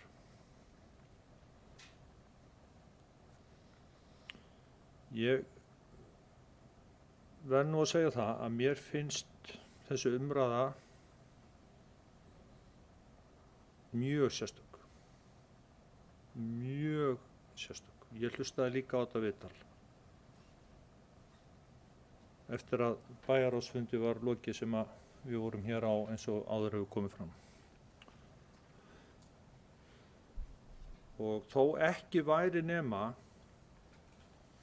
að taka til mín þá sem bæjarstjóri, ekki sem formaður þessara stjórna, þá fullyrðingu bæjarfulltrúans að Reykjanesbær hafi á einhvern hátt ekki verið að gera bæjarfulltrúanum auðvelt fyrir að fá upplýsingar.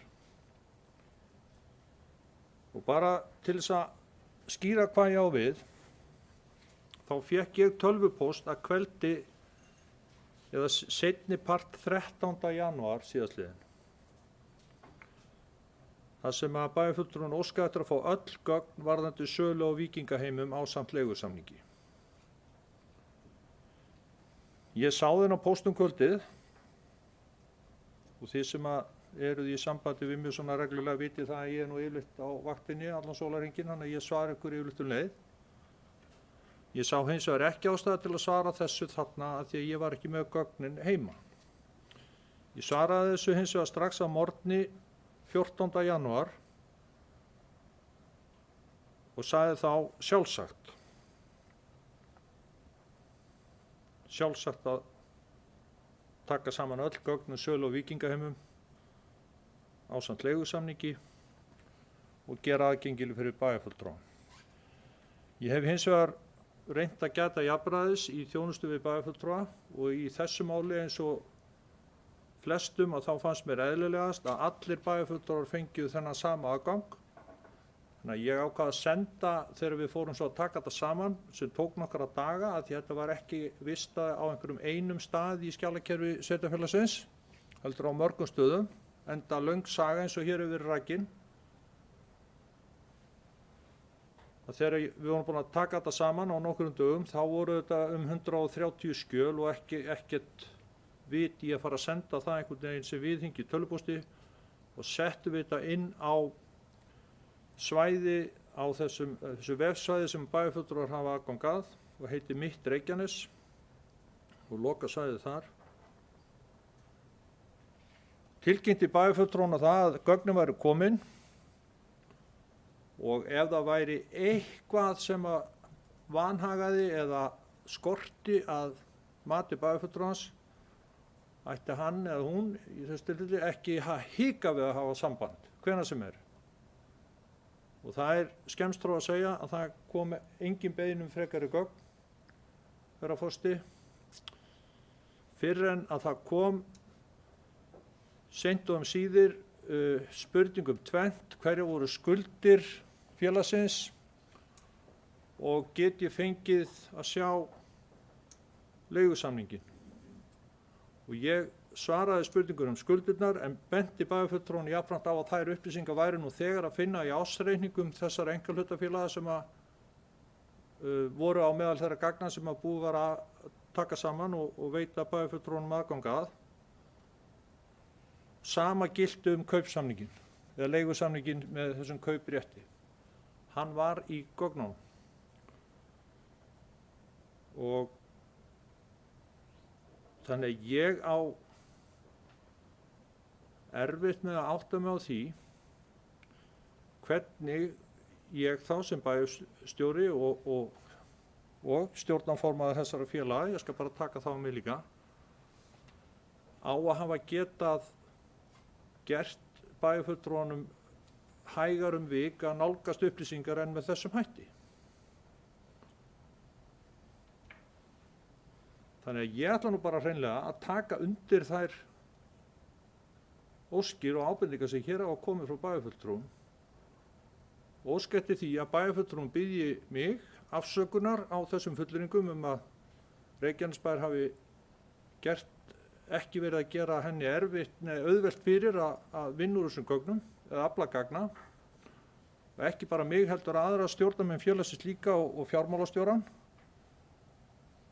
Því ef það verður ekki leiðrétt þá situm við ennþá undir því sem ég held að öllum ætti að vera ljóst hér nú að ekki raunin að hafa á einhvern hátt reynt að standa í vegi fyrir að allt væri upp á borðum í þessu máli. Það allt upp á borðum í þessu máli.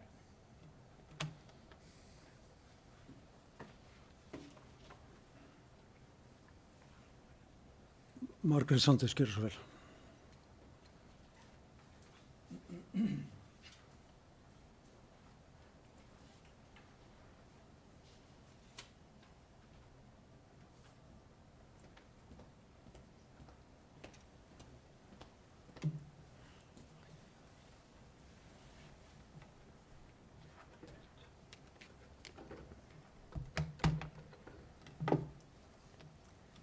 Forseti, bæjarfulltrúar, góði gestir.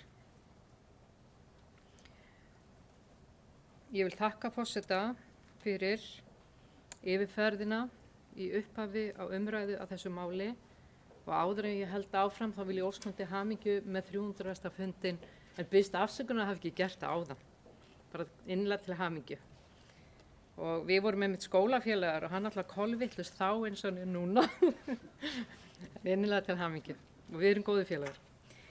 En ég vil þakka honum fyrir að hafa farið vel yfir málið varðandi Víkingaheima í byrjun, enda viljum við taka undir margt sem kemur þar fram, en viljum algjörlega ekki taka undir það sem að okkar mati ansi sterkt til orða tekið á móti einstaklingnum Margréti Þórarinsdóttur fulltrúa frá Miðflokki. Aftur á móti, og við viljum að það komi skýrt fram að við, Sjálfstæðisflokkurinn, algjörlega sammála því að það gæfa að selja Víkingaheima og það gæfa að einhver annar reki þetta frábæra safn og vonandi kemur þeim til að ganga sem best. Það er samt ekki þannig, og áður en ég held áfram, þá vil ég, ef einhver er að hlusta, algjörlega taka það fram að það sem við erum að ræða hér, þar erum við að ræða málefnið og teljum ekki að einhverja annarlega hvatir eða fjárhagslegir hagsmunir bæjarfulltrúa eða eitthvað slíkt eða bæjarstjóra sé undir, alls ekki. Við erum efnislega að gagnrýna málið og erum efnislega með bókun, en hún er efnisleg. Og ég vil frábyrja með það að við tökum undir hverslas ró það að þetta séu persónulegir hagsmunir. Ykkar í meirihlutanum. Það er tvennt sem að við viljum benda á í þessu samhengi, varðandi Víkingaheima. Það er annars vegar það að við teljum, eða við tókum það þannig, við fulltrúar minnihlutans í bæjarráði og þær upplýsingar sem við fengum og það var staðfest í umræðu á Facebook þar sem meirihlutin var að svara bæjarbúum að Víkingaheima hafi verið auglýst til sölu 2015. Vegna þeirra ummála þá finnum við ekki í gögnunum og herra Google, þrátt fyrir að ég sé nú nokkuð klóki að leita hjá herra Google, hann svaraði mér ekki að í gögnunum okkar, og ég veit að þið eruð sammála um það, þetta er opinber auglýsing þannig að ég má lesa upp úr henni, að þar er auglýsing og þar stendur í fyrirsögn í auglýsingunni með leyfi forseta: óskum eftir áhugasömum, fjársterkum samstarfsaðilum, og texti auglýsingarinnar er eftirfarandi: Reykjanesbær óskar eftir áhugasömum, fjársterkum samstarfsaðilum rekstur Víkingaheima í Reykjanesbæ. Helsta aðdráttarafl hússins og svo framvegis, þá er talað um víkingaskipi og svo framvegis. Svo kemur 20.000 gestir heimsóttu Víkingaheima árinu 2014 en mikil tækifæri eru talin fyrir rétta aðila á að auka þann fjölda verulega. Og svo eiga áhugasamir að hafa samband við framkvæmdastjóra menningarsviðs fyrir 1. febrúar 2015. Þetta hefur síðan væntanlega orðið til þess að umræður hófust og aftur þakkir til forseta að fara vel yfir málið. Þetta var væntanlega til þess að það var rætt við þessa 3 aðila sem að síðan einn af þeim tekur þessi rekstur og það er gerður leigusamningur. Það sem er væntanlega gagnrýnisvert og má segja að sé gagnrýnisvert að þetta var aldrei auglýst til sölu. Þetta var aldrei auglýst til sölu og við minnihlutin allavega, ég og Baldur allavega í bæjarráði, tókum því þannig að væri að ræða að búið hefði verið að ganga frá þessari sölu áður með auglýsingu 2015 og síðan hefði verið í ákveðnu leigusamningi kaupréttur og því væri þetta orðinn hlutur. Og það er að okkar mati gagnrýnisvert. Hitt er líka að við teljum að þessi umræða varðandi upplýsingalögin að hún er vægast sagt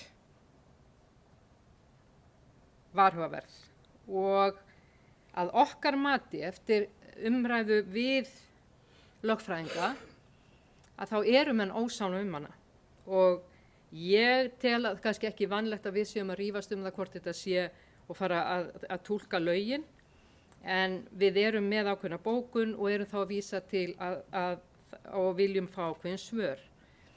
Það er rangt sem kom fram og ég er með ákveðin skilaboð sem er einmitt gott að fá að formaður bæjarráðs Friðjón Einarsson var að ræða að hægt væri að biðja formlega að gögnin og svo framvegis að þá yrði því vísa beint til úrskurðarnefndar.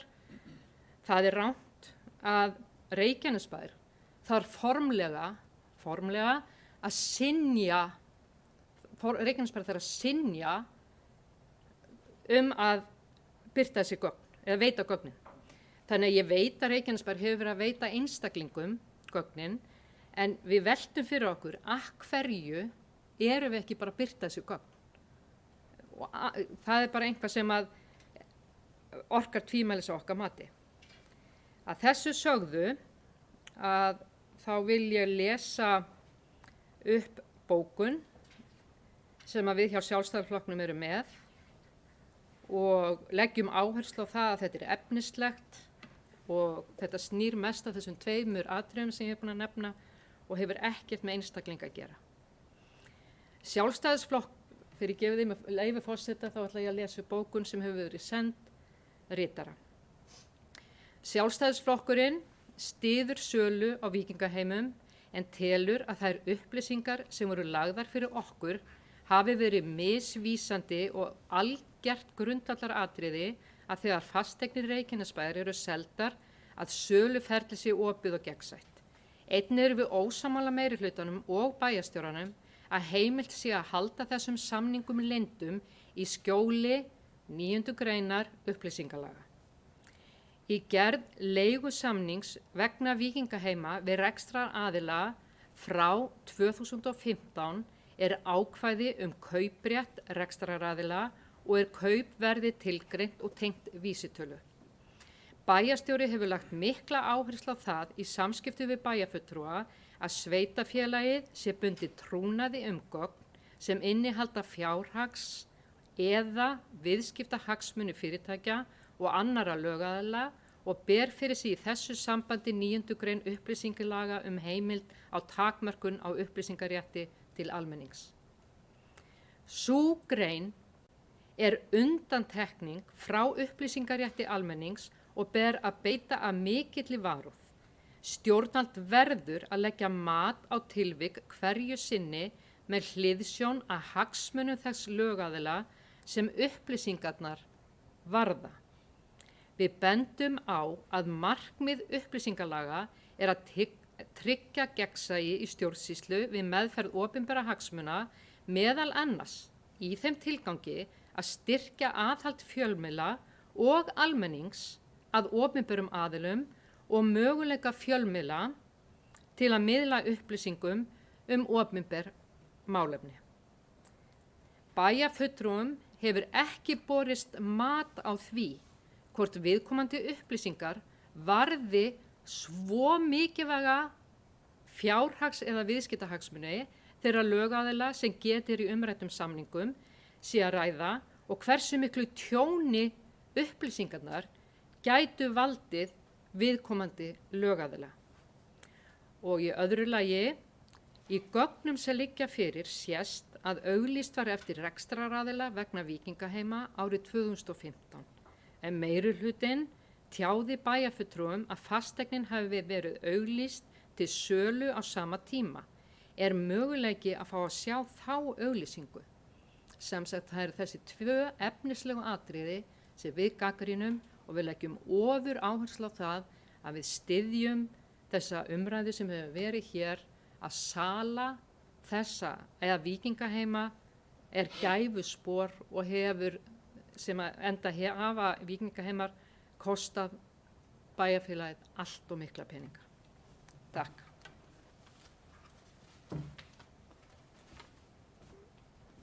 Takk fyrir þetta.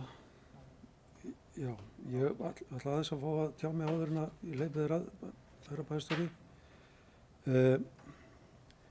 Ég vil bara ítreka það að þrátt fyrir að einstaka bæjarfulltrúar séu að tjá sig á Facebook eða öðrum samfélagsmiðlum, þá er það ekki endilega í nafni meirihluta, heldur sem einstaklingar.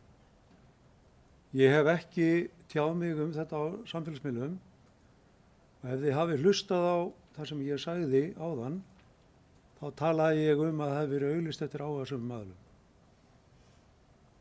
Þannig hefur mín túlkun alltaf verið. Og kannski að hafa menn stíðið eitthvað feilsporin á samfélagsmiðlum og sagt ykkur aðra hluti, en ég sagði það hér í máli mínu áðan að það hefur verið auglýst eftir áhugasömum aðilum. Og þannig var það. Það var auglýst eftir áhugasömum aðilum sem endaði þannig að sami var leigu í ákveðin tíma og kauprétt eftir þann tíma. Og ef að þið hafi líka hlustað og líka lesið það sem að fjármálastjórinn sendi okkur, þá ættum við nú að geta átt okkur á því, menn voru bara að selja þetta fyrir skuldum. Ég meina, maður er stundum á ekki pening og húsið er 100% veðsett og maður lætur bara fara. Þannig var þetta. Þannig að þetta er ekkit flókið ef að fólk vill lesa í það hvernig þetta var selt. Þetta var selt fyrir skuldum sem að við áttum ekki. Við áttum ekki þessar skuldir. Það voru fjármálastofnanir sem áttu þessar skuldir. Og ok, ef við hefum selt þetta þá hefði það bara farið í að greiða upp þessar skuldir. Þannig var þetta bara. Við vildjum bara losna við að eyða peningum úr bæjarsjóði í þessa hít. Það gat bara ekkert gengið lengur og við höfum eitthvað heimil til þess. Eftirlitsnefndin bannaði okkur. Þannig er þetta bara. Þannig að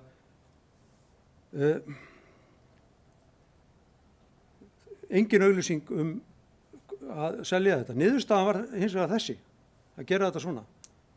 Og það hafði allir fulla vitneskju um þetta. Og eins og bæjarstjórinn nefnir hér, þá var þetta hlutafélag í kringum hennar rekstur og bæjarfulltrúar í núverandi meirihluta sátu ekkert inn í þessari stjórn. Á sínu tíma var bæjarstjórinn Árni Sigfússon í stjórninni og bæjarfulltrúinn Steinþór Jónsson framkvæmdastjóri. Við höfum ekki haft neina aðkoma að þessu. Enga.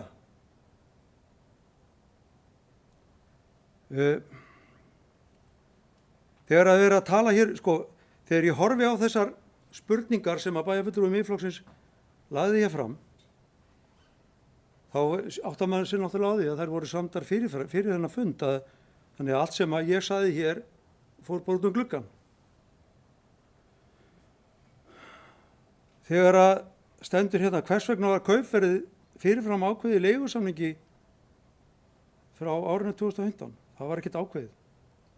Það var bara samþykkt að kaupverðið var í yfirtaka skulda, hverja sem væri á hvaða tíma sem er. Svo geta menn bara að lesa í það. Á hverju fær almenningur ekki að vita kaupverðið?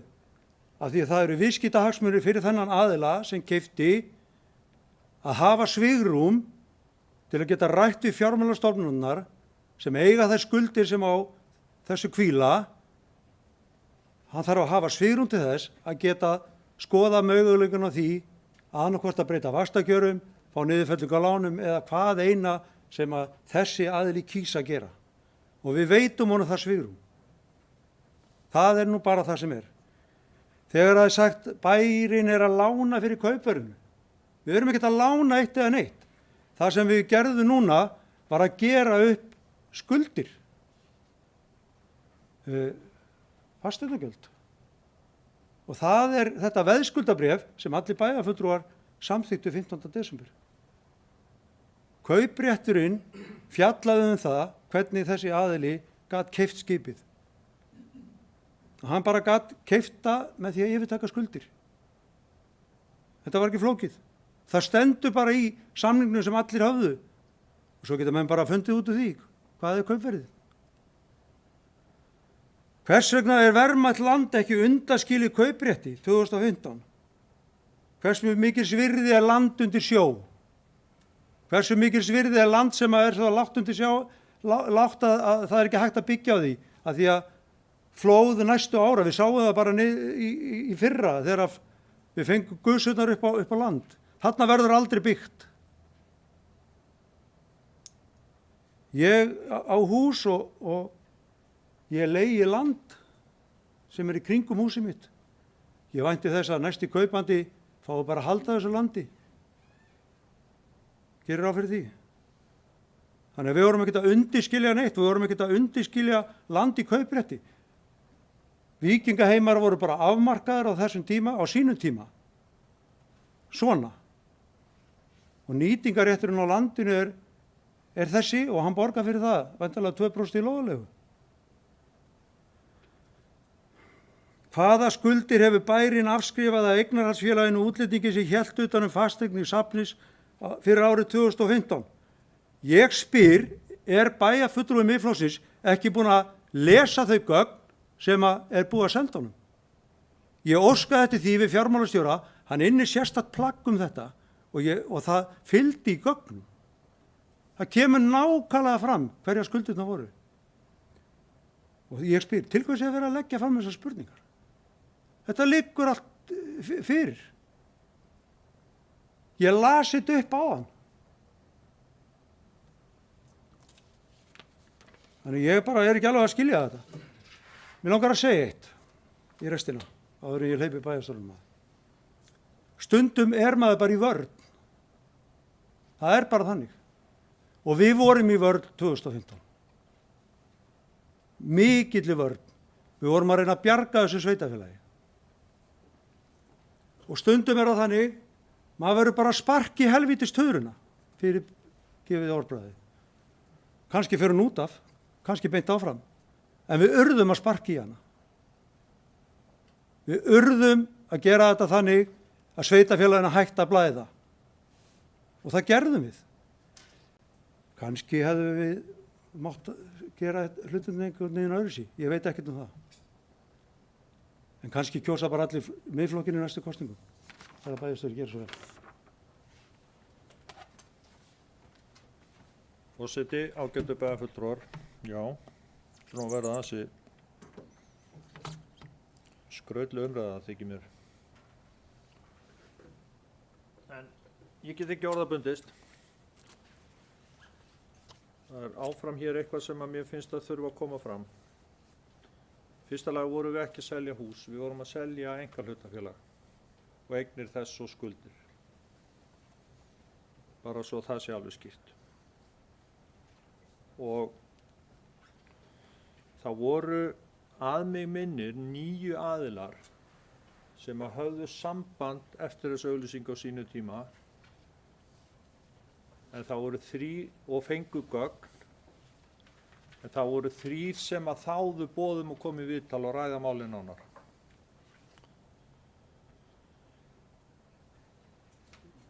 Ég man hverju það voru og ég man innihald þeirra samtala, en ég ætla ekki að rekja það hér. Vegna bókunarinnar sem að oddviti Sjálfstæðisflokksins Margrét Sanders las hér upp áðan, þá kannast ég nú við margt í þeirri bókun og ber fulla virðingu fyrir því öllu, af því að ég fékk fyrirspurn frá samflokksmanni löglærðum Margrétar, þar sem að þessi mál voru reifuð, og að því ég ekki löglærður, þá áður ég svaraði, þá ræddi ég við bæjarlögmann og velti upp því hvort að þessar vangaveltur lögmannsins væru réttar. Og með leyfi forseta ætla ég að lesa hér upp, bæjarlögmaður hafði á þessu ákveðna skoðun og það kom fram í erindi lögmannsins sem sendi mér póstinn að þetta væri vinsamlegar vangaveltur upplýsingalög og trúnað, og bæjarlögmaður tók að sér að svara erindinu og setti mig í CC í póstinn. Ég hef nú ekki spurt hann að því eða fengi leyfi honum til að lesa þetta upp, en þetta allt saman opinber gögn, þannig að ég ætla bara að taka mér það besta leyfi með leyfi forseta og lesa upp svarið. En svo munum við að sjálfsögðu svara því sem beðið af hálfu Sjálfstæðisflokksins í bæjarstjórn Reykjanesbæjar. En þá hefst lesturinn. Og þetta bæjarlögmaður sem talar. Hann segir: takk fyrir þennan pistil og takk fyrir að hugsa svona hlýlega til bæjarins. Við þiggjum með þökkum svona ábendingar og hugleiðingar. Okkur vel kunnugt þau sjónarmið sem vegast á í svona málum og þú lýsir ágætlega hér að neðan. Pósturinn var í þessu svarbréfi var upphaflegi pósturinn fyrir neðan. Sveitafélaginu hafa ekki borist óskir frá almenningi að afhenda gögnin á grundvelli upplýsingalaga. Á hinn bóginn hafa 2 fjölmiðlar óskað eftir því að fá upplýsingar kaupverðið og hefur þeim beiðnum verið synjað. Umræddur kaupandi hefur sérstaklega óskað eftir því að trúnaður ríki kaupverðið. Á meðan svo mun sveitarfélagið ekki einhliða aflétta slíkum trúnaði. Það síðunni svo þannig að hér sé á ferðin einhver feluleikur. Við erum einfallega að virða trúnað við viðsemjanda einkahlutafélags sem í eigu sveitarfélagsins sem viðsemjandi félagsmannsins. Ég get því ekki tekið undir með þér varðandi það að hér sé á ferðinni grundvallar misskilningur.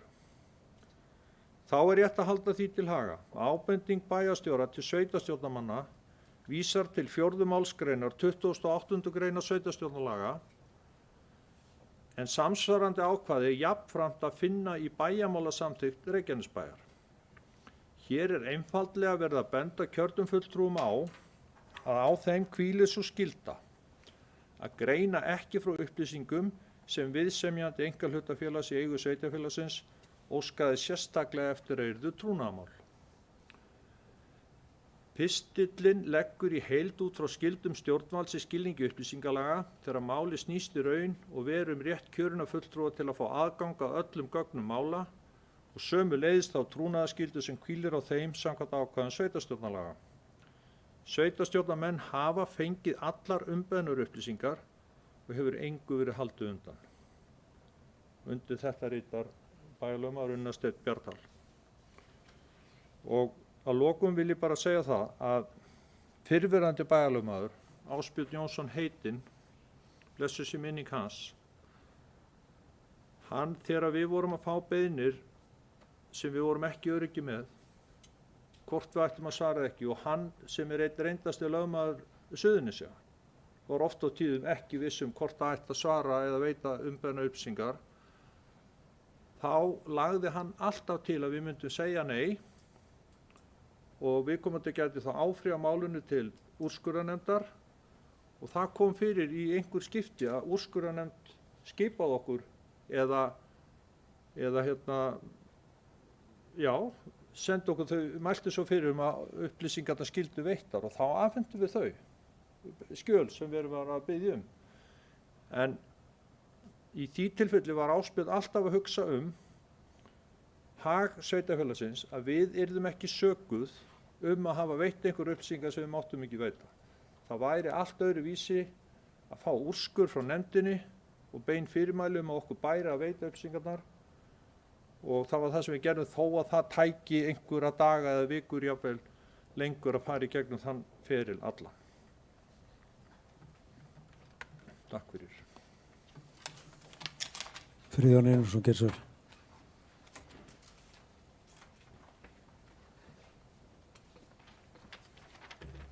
Forseti, auðvitað bæjarfulltrúar. Þessi umræðan orðin hans skemmtileg. Ég hef undanfarin ár oft farið inn á Facebook og svarað íbúum ýmis mál og hef tekið eftir því sérstaklega að það er nú ekki algengt að bæjarfulltrúar geri það. Og það er kannski mesta vitleysa sem maður gerir. Það er að fara inn á Facebook og svara einhverju og þetta segir mér einhverja vitleysur þar eins og annar staðar. En það er nú bara sá vilji minn að reyna að leiðrétta eða upplýsa eða annað slíkt og þó það hafi haft eins og í þessu tilfelli þau áhrif að ég búinn að fá eitthvað 30 pósta, drullupósta sjálf á mig þar sem ég að fela upplýsingar, leyndarhyggju og hvað annað sem ég búinn að fá í staðinn en það er nú bara þannig að vera stjórnmálamaður ekki að vinsælasta í bænum sko. Þess vegna er ánægjulegt að vita að menn lesi póstana mína þó ég sé að skrifa það sem Friðjón Einarsson en ekki sem bæjarfulltrúi og ekki sem fulltrúi meirihlutans. Og svo koma menn og vitna í mig það sem þar hefur verið sagt og týna eitthvað þar út og það er bara þannig er þessi umræða. En ég glaður segi það hér að ég sagði að Vingarheimur hefur verið auglýst til sölu sem auðvitað rangt. Það var verið að leita eftir samstarfsaðilum og það er náttúrulega bara mín mistök að hafa orðað þetta þannig og biðst ég afsökunar á því. En það er dálítið áhugavert sko að þegar við vorum á þessum árum að reyna að bjarga gjaldþrota sveitarfélagi að þá var verið að leita alla leiða til þess að minnka tapið sem er náttúrulega ástæða þess að við seldum Vingaheima. En á þessum tíma þá eins og forsetinn hefur farið vel yfir, að þá var farið vel yfir þetta mál og það var bæði bæjaráði og bæjarstjórn var þessi sala, þessi leiga og þessi kaupréttur samþykktur samhljóða af öllum aðilum og enginn sem dró neitt það í efa. Og ég held meira að segja að bæjarfulltrúi Baldur hafi líka staðið söluna á sínu tíma. En mér þykir leitt þessu umræða, hún dálítið, þetta er svona skot á bóa kannski dálítið og sérstaklega þegar mennum farið að ræða lögfræði og vísa í eitthvað sem auðvitað við höfum kannað nákvæmlega og ég hef gert það líka sjálfur og bæjarstjórinn háttvirtur vitnaði í áspjöld og þetta er ekki fyrsta skipti sem við lendum í þessari stöðu. En ég man líka eftir því þegar að menn hafi óskað eftir upplýsingum frá Hitaveitu Suðurnesja sem er fyrirtæki meirihluta yfir Reykjanesbæjar að þá hafi stjórn og framkvæmdastjóri þess neitað að veita upplýsingar. Þeir hafa meira segja neitað að veita upplýsingar til bæjarfulltrúa. Og ég legg kannski til að háttvirtur fulltrúi Sjálfstæðisflokksins í stjórn Hitaveitunar komi kannski með tillögu þar að upplýsa öll viðskipti Hitaveitunar við opinbera aðila. Það er kannski spurning fyrst að hún gerir sömu kröfu á okkur í þessu. Ég sé ekki alveg munin. En bæjarstjóri upplýsti ágætlega skoðun bæjarlögmanns á málinu að við erum að gæta hagsmuna sveitarfélagsins. Það er nú 1, 2 og 3. Við munum öll fyrir nokkrum árum síðan þegar einstaklingur vildi fá að vita hvað starfsmannafélag Reykjanesbæjar borgaði skemmtikrafti á árshátíð fyrir að koma fram á árshátíð og krafa gegnsæi á því. Ég ætla ekki að giska á það hvaða hagsmunir og hvaða hug og hvaða hugsunar bak við það að kaupandi vill hafa trúnað. Það er bara hans mál. Og ég hvet þá alla aðila sem vilja fá nánar upplýsingar um þetta mál endilega að fara þessa leið sem við höfum nefnt og það var klaufalegt af mér að útskýra ekki nákvæmlega á Facebook að menn þyrftu að sækja undir Reykjanesbæjar sem myndi segja nei og síðan málinu vísað til úrskurðarnefndar. Ég hef svo sem alveg geta gert það. En ánægilegt að menn séu að lesa Facebook-fæslur en ekki sá ég neina aðra bæjarfulltrúa að kommenta á það. Það hefur nú verið gaman ef menn hafi tekið þátt í umræðinu þarna. En þetta hefur verið samþykkt af öllum aðilum, salan, bæjarráði og bæjarstjórn 2015 og núna á síðast ári samþykkt í bæjarráði og bæjarstjórn af öllum aðilum. Og þar með talið öllum hér sem hafa tekið til máls og kemur því mjög óvart hvernig menn hafa talað í fjölmiðlum og ekki greint frá því á sama tíma þegar að gagnrýna meirihlutann, menn þetta var ekki meirihluti sem seldi, bæjarstjórn samþykkti málið allt saman, minnihlutin og meirihlutin. Minnihlutin sagði þetta í bæjarráði og minnihlutin sagði þetta allt í bæjarstjórn. Þannig að hafa bæjarstjórn Reykjanesbæjar sem samþykkti málið. Þannig að menn hefur kannski betur átt að sjá því það sem menn hafa samþykkt. En eins og ég vil segja aftur, ég ætla að biðjast afsökunar á því, ég hafi ekki sagt allt rétt á Facebook. Það er mín mistök, en gaman að vita til þess að menn lesi Facebook-fæslurnar mínar. Baldur Guðmundsson, gerðu svo vel.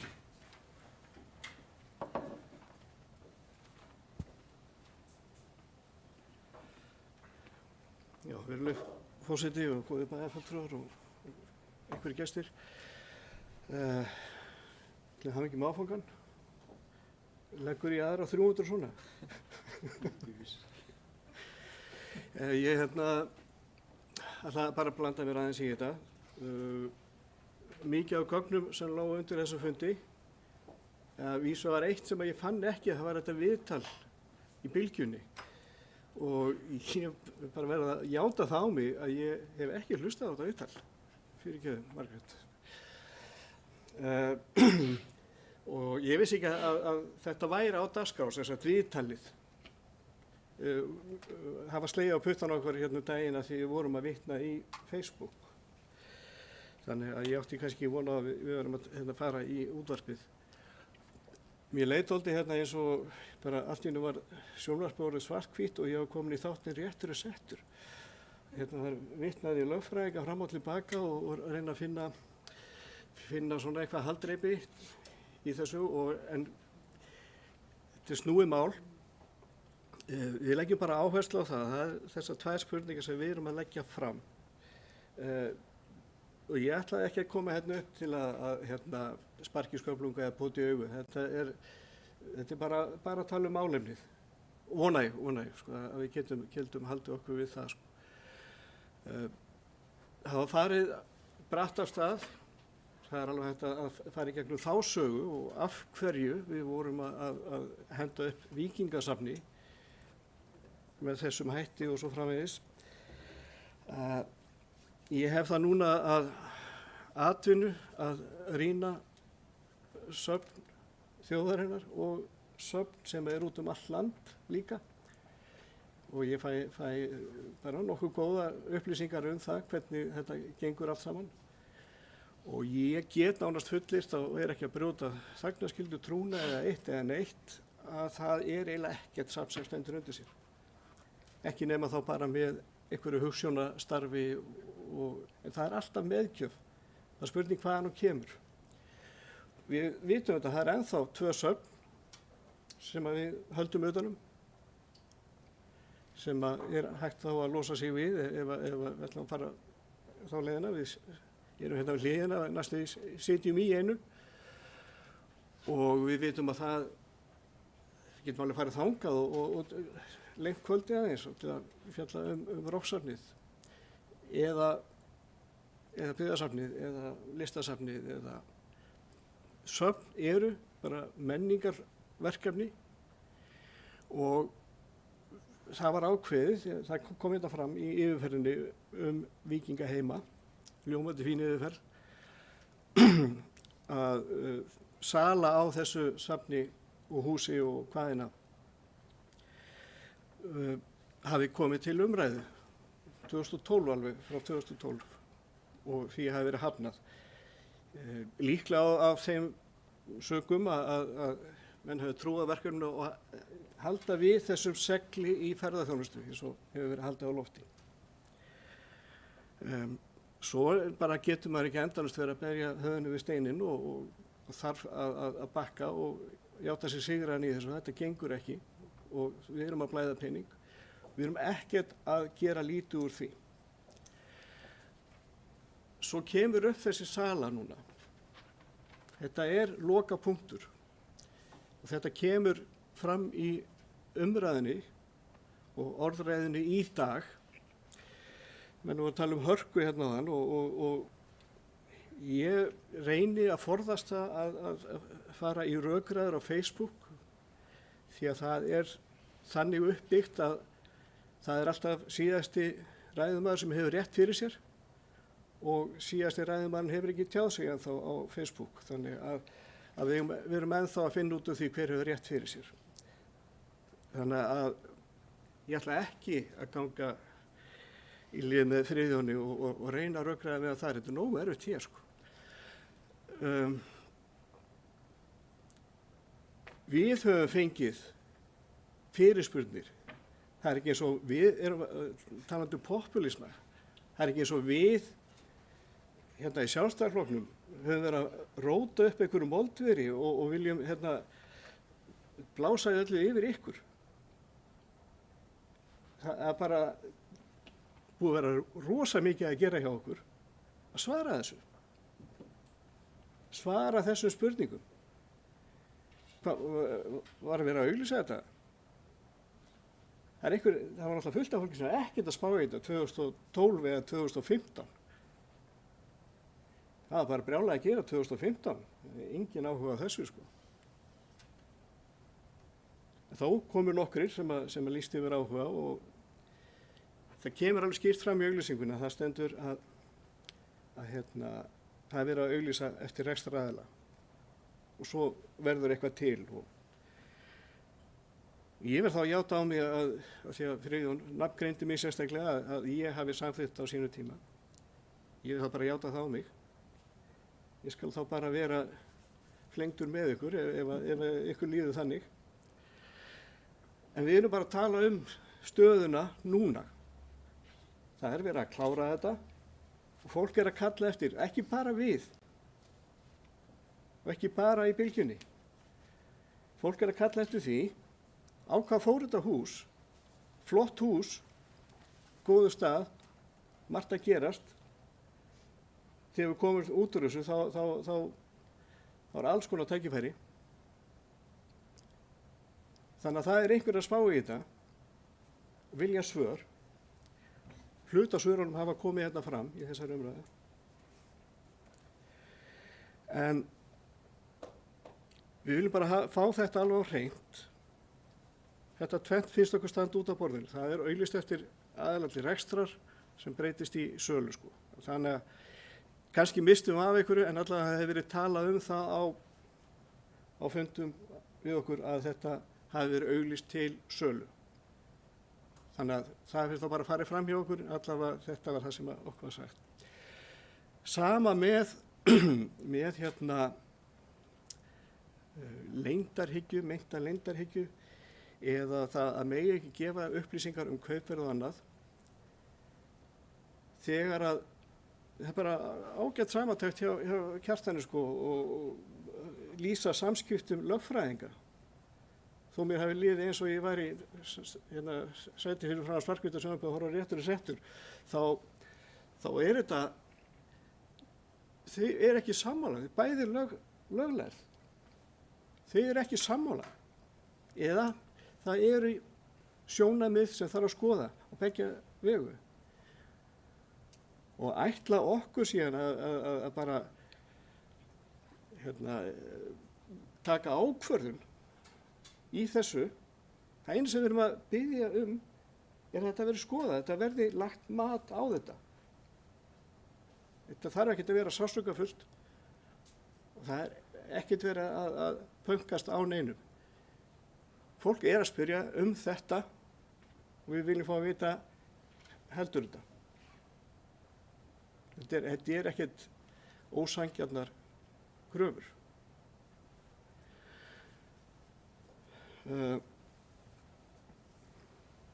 Ég held að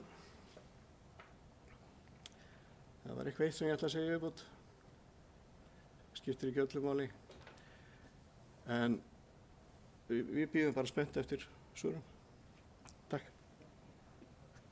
Takk fyrir Baldur. Guðni Birna, gerðu svo vel.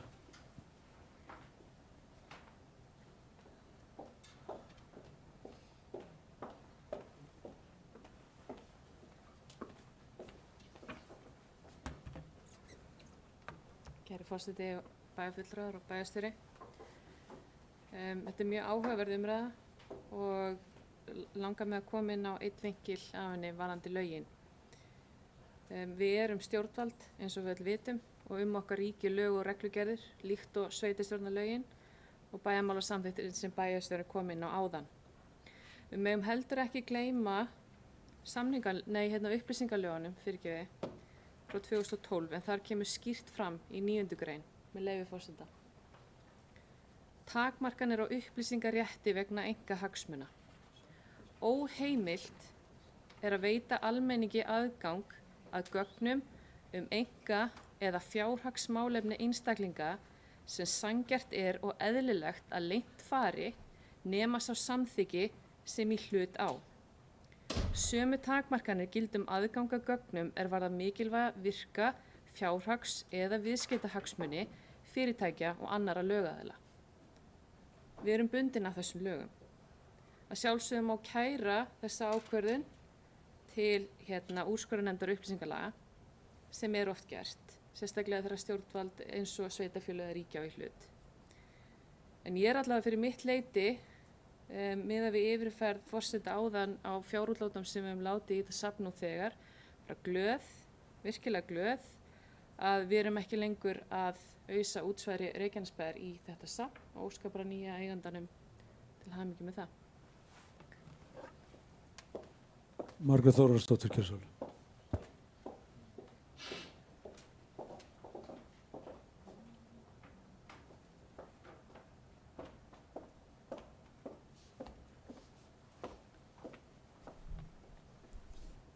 Virðulegur forseti og aðrir viðstaddir, ég byrja á því að óska virðulega forseta innilega hamingjuóskir. Þetta er stór áfangi hjá þér. En það hefur verið talað hérna lóðaleigusamning og að landið hafi ekki verið selt. En samningu til langs tíma að sjálfsögðu eign. Allavega legg ég þann skilningi það. Og ég spyr líka sjálfa mig og spurði sjálfa mig og ég eiginlega komið með svarið. Veðskuldabréf ekki lán? Jú, það lán. Og svo langar mig að segja ykkur frá því að ég þarf ekki að biðjast neinar afsökunar á kommentakerfunum neinu öðru. Staðreyndin í þessu máli sú að lélegur samningur var gerður árið 2015. Við gjöldum fyrir það í dag að bærinn skuli hlaupa undir bagga og gefa út skuldabréf á hagstæðum kjörum og aðstoða leigutaka til að virkja kauprétt sinn, það telji bara algjörlega óeðlilegt. Takk fyrir. Jóhann Friðrik Geirsson.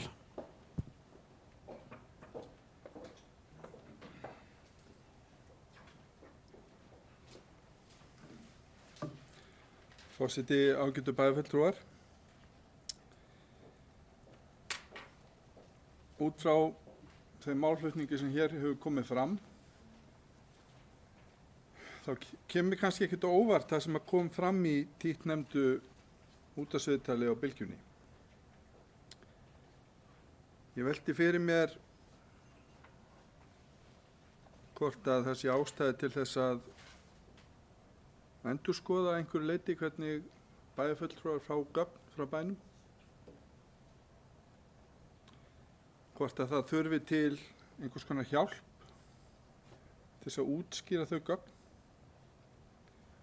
Bæjarstjóri fór ágætlega yfir það að hann og starfsfólk sveitarfélagsins eru alltaf til þjónustu reiðubúin. Eins það nú þannig að samstarfið hefur verið heilt yfir mjög gott í bæjarstjórn og engin ástæði til annars en að spyrja ef fólk veit ekki. Bæjarfulltrúi Margrét Þórunsdóttir virðist ekki hafa kynnt sér gögnin nógu vel, virðist hafa samþykkt lánveitingu í bæjarstjórn á þess að vita hvað hann var að gera, virðist ekki vita munin á lóðaleigusamningi og sölu á lóð. Þetta vissulega áhyggjuefni. Það liggur alveg fyrir að hér allt upp á borðum, engin feluleikur, allir tilbúinir til þess að veita upplýsingar. Ég hef hallað mér að því í mínu starfi sem bæjarfulltrúi að taka ekki neina sjensa í því hvort að ég má fara með gögn sem gilda trúnaðurum út í samfélagið eða ræðum þau hér pontu bæjarstjórnar. Og minn skilningur hefur verið alveg skýr í þessu máli. Aðili máls hefur farið fram á það að það gildi þagnarskylda viðkomandi samning. Mér að vitandi hafa bæjarfulltrúar ekki farið fram á það við bæinn, að því verið aflétt. Ég veit ekki til þess að nokkur hefur gert það. Og þar að leiðandi liggur fyrir mér sem bæjarfulltrúa að virða lögin í landinu.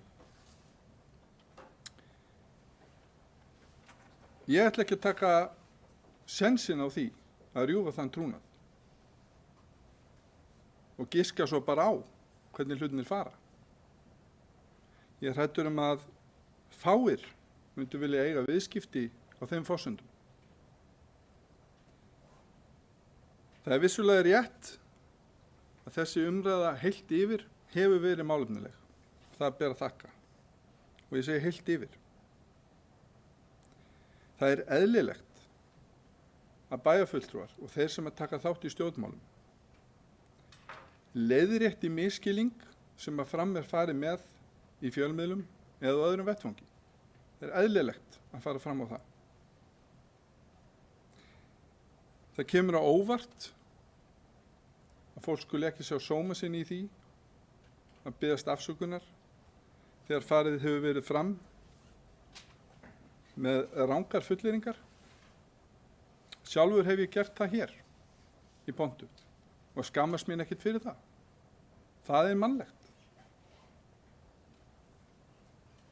Heilt yfir sárnar mér samt sem áður sú staðreynd að verið er að ætla kjörnum fulltrúum eitthvað sem er ekki rétt. Það mun eflaust aldrei breytast á meðan ég er í stjórnmálum.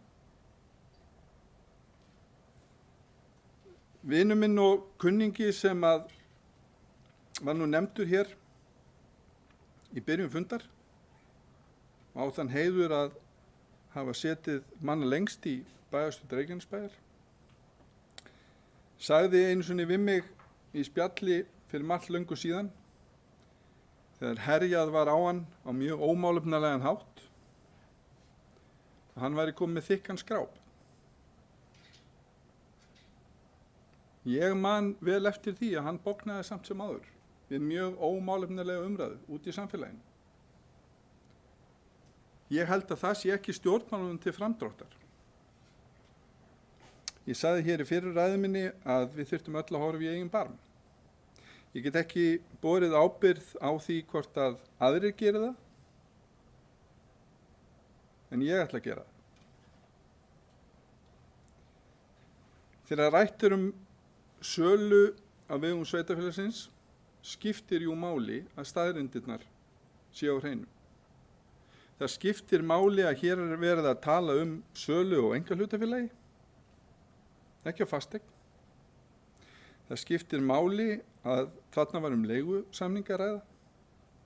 Það skiptir máli að hann gilda skipulagslög sveitarfélagsins. Það skiptir máli að bæjarstjórn í heild sinni samþykkti málið. Það skiptir máli að ég hef aldrei séð eins mörg gögn nokkuð mál í bæjarstjórn Reykjanesbæjar frá því að ég hóf hér störf. Gríðarlega ítarlegt og fínt. Það skiptir máli. Það sýnir að kerfið virkar. Að gera það tortryggið á einhvern hátt er ómálefnalegt. Bæjarfulltrúar Sjálfstæðisflokksins lögðu hér fram bókun og ég skal heilshugar taka undir það að menn geta alltaf verið vitrir eftir á. Menn hafa alltaf tækifæri til þess að spyrja. Menn hafa alltaf tækifæri til þess að velta fyrir sér lagatæknilegum atriðum. Allt finnst mér það málefnalegt. En ég ítreka það að til þess að það ríki traust og virðing sem gefur tækifæri á samvinnu, þá verða bæjarfulltrúar, kjörnir fulltrúar, embættismenn að vera tilbúnir til þess að horfa í eigin barm. Ef að fyrir mistök, og ég segi vonandi fyrir mistök, farið er fram með staðlausa stafi. Í fjölmiðlum, jafnvel á Facebook, jafnvel í Pontu. Vegna þess að bæjarbúar, kjósendur, fara fram á það að kjörnir fulltrúar segi satt, séu heiðarlegir, vinni að heilindum, fyrir opnum tjöldum. Til þess erum við kosin hér í bæjarstjórn. Til þess að ná árangri á þessum vettvangi þarf samvinna og traust að ríkja. Og þegar gerðar eru athugasemdir á þennan hátt eins og ég geri hér, snýst það ekki persónur. Það snýst það sem að sagt hefur verið. Það snýst að leiðrétta misskilning. Það snýst það að slíkur misskilningur getur skotið rótum í samfélaginu og jafnvel leitt af sér tortryggni, vantraust í garð kjörinna fulltrúa og þess kerfis sem við vinnum innan. Þannig byrjar það. Þannig sjáum við orðræðuna breytast og verða persónulegri. Snúast einstaklinga en ekki málefni. Snúast leyndarhyggju. Snúast tortryggni. Þetta er leið sem við eigum ekki að fara að tilengja okkur. Við eigum að vísa á bug. Við eigum að fara fram á það að þegar mistök eru gerð, og ég segi mistök, ég vænti þess að mistök sé að ræða, að upplýsingar eru ranglega framsettar í fjölmiðlum, að óska sé eftir því að staðreyndirnar tali sínu máli og viðkomandi aðilar biðjast afsökunar. Ég held að enn sé tækifæri til þess. Ég mun ekki láta mitt eftir liggja ef ég geri mistök á hvaða vettvangi sem ef að betri upplýsingar eða misskilningur á sér stað til þess að tryggja það eitt að bæjarbúar séu alltaf vel upplýstir öll mál sem að þeim snúa. Takk.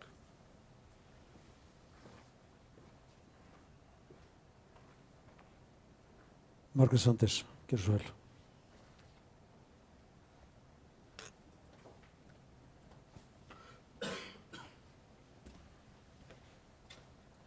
Forseti, bæjarfulltrúar, góði gestir.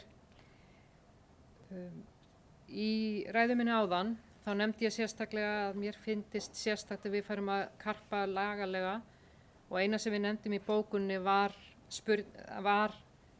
að áhersla á sem stendur í lögunum að það yrði að fara fram mat á áhrifum þess og hvort að þetta mat hafi farið fram samkvæmt upplýsingalögum hvort að það eigi að þessar upplýsingar er óheimilt að veita almenningi. Og mér finnst mjög sérstakt að koma þetta upp og lesa upp úr hluta á lögunum en ekki fjalla matið. Það hefur ekkert mat farið fram. Ég hef aldrei, ekki síðan ég byrjaði í bæjarstjórn, eitt eins miklum tíma eins og í þetta mál, vegna þess að þetta er nokkuð flókið, en þetta er stórt mál að því leyti til að mínu mati og okkar mati að það er verið að neita að upplýsa. En það er hárrétt sem hefur komið þetta fram og það er engar annarlega hvatir en eitt svona. Þetta eru bara mismundi sjónamið, þess vegna finnst mér sérstakt að menn komið inn upp og fara að lesa úr lögunum. Það þarf að vera formleg beiðni að þessum gögnum að þau verið gerð opinber og það þarf þá að hafna þeim formlega og þá fer þetta fyrir úrskurðarnefnd og þá verður það bara svoleiðis. En það er það kannski sem að við erum bara að velta fyrir okkur. Af hverju eru við að samþykja þegar við erum að selja að svona eigi að vera einhver leyndarhyggja yfir, ekki leyndarhyggja, bara að þegar ég ekki að upplýsa almenningu svona og að bera saman HS veitur. Það er sem er dálítið sorglegt vegna þess að HS veitur er í samkeppnisrekstri og þar eru mjög skýrt í lögunum varðandi svoleiðis atriði og það velkist enginn í vafa það. En mér þætti vænt að í matinu allavega, og mér þætti vænt þá að sjá þetta mat sem að gert hefur verið að verður gert varðandi það af hverju má ekki upplýsa almenning kaupverðið, að það hafi verið gert mat eða það verði gert mat í hvaða samkeppnisrekstri Víkingarheimar eru. Það er stóra málið. Varðandi gögnin, þá verð ég náttúrulega að segja að 130 gögnum var hlaðið inn á drifið 20. janúar 2021. Kaupsamningurinn er gerður 15. ef við minnið, allan í desember 2020. Þetta er eftir gögnunum var hlaðið inn, en það var það eftir að Margrét óska eftir frekari gögnum málið. Ég er ekki alveg sammála að við höfum verið að samþykkja söluna á Víkingaheimum núna. Ég leita það eins og rættar að í þessum leigusamningi var búið að ganga frá sölunni í sjálfu sér, en þetta var auðvitað spurningu lánin og svo framvegis, sem að ég til ekki óeðlileg og er bara fegin að þessi sala færi fram, en okkar hlutverk er að hámarka virði og það er kannski það sem að það er hægt að vera vitur eftir á og þess vegna finnst mér mjög mikilvægt að við tökum málefnilega umræðu þetta án þess að skjóta. Og ég vil segja við þig, Friðjón Einarsson, Samfylkingar, fyrirgefðu, bæjarfulltrúa Friðjóns, að þetta var alls ekki meint þannig að ég var að gera lítið úr því. Ég er meira að bakka upp okkar ummæli að við teljum að við höfum fengið þær upplýsingar að þessi sala, þessi auglýsing hafi verið tengt því að salan, að væri verið að selja Víkingaheima, að það hefði verið auglýst í sölu, en síðan kemur í ljós samkvæmt gögnum að reksturinn var að ræða en ekki sölu. Þess vegna var ég að vitna í það og byrst afsökunar ef að þú hefur tekið það öðruvísi. Og mér finnst þetta aldrei gott hjá þér að nenna í þessu ormagrifju sem er Facebook og svara. En á móti kemur hef ég líka verið að hæla ákveðum sviðsstjórum sem hafa einmitt farið á Facebook eða samfélagsmiðla og verið að svara bæjarbúum þegar spurningum koma fram. Því að það er líka gott fyrir almenning að hafa greiðan aðgang á aðilum. Þannig að þetta er kostur og galli. Þannig að það var eingöngu þess vegna sem að við nefndum þetta með Facebook en ekki að neinu öðru. Takk. Takk fyrir Friðjón Einarsson.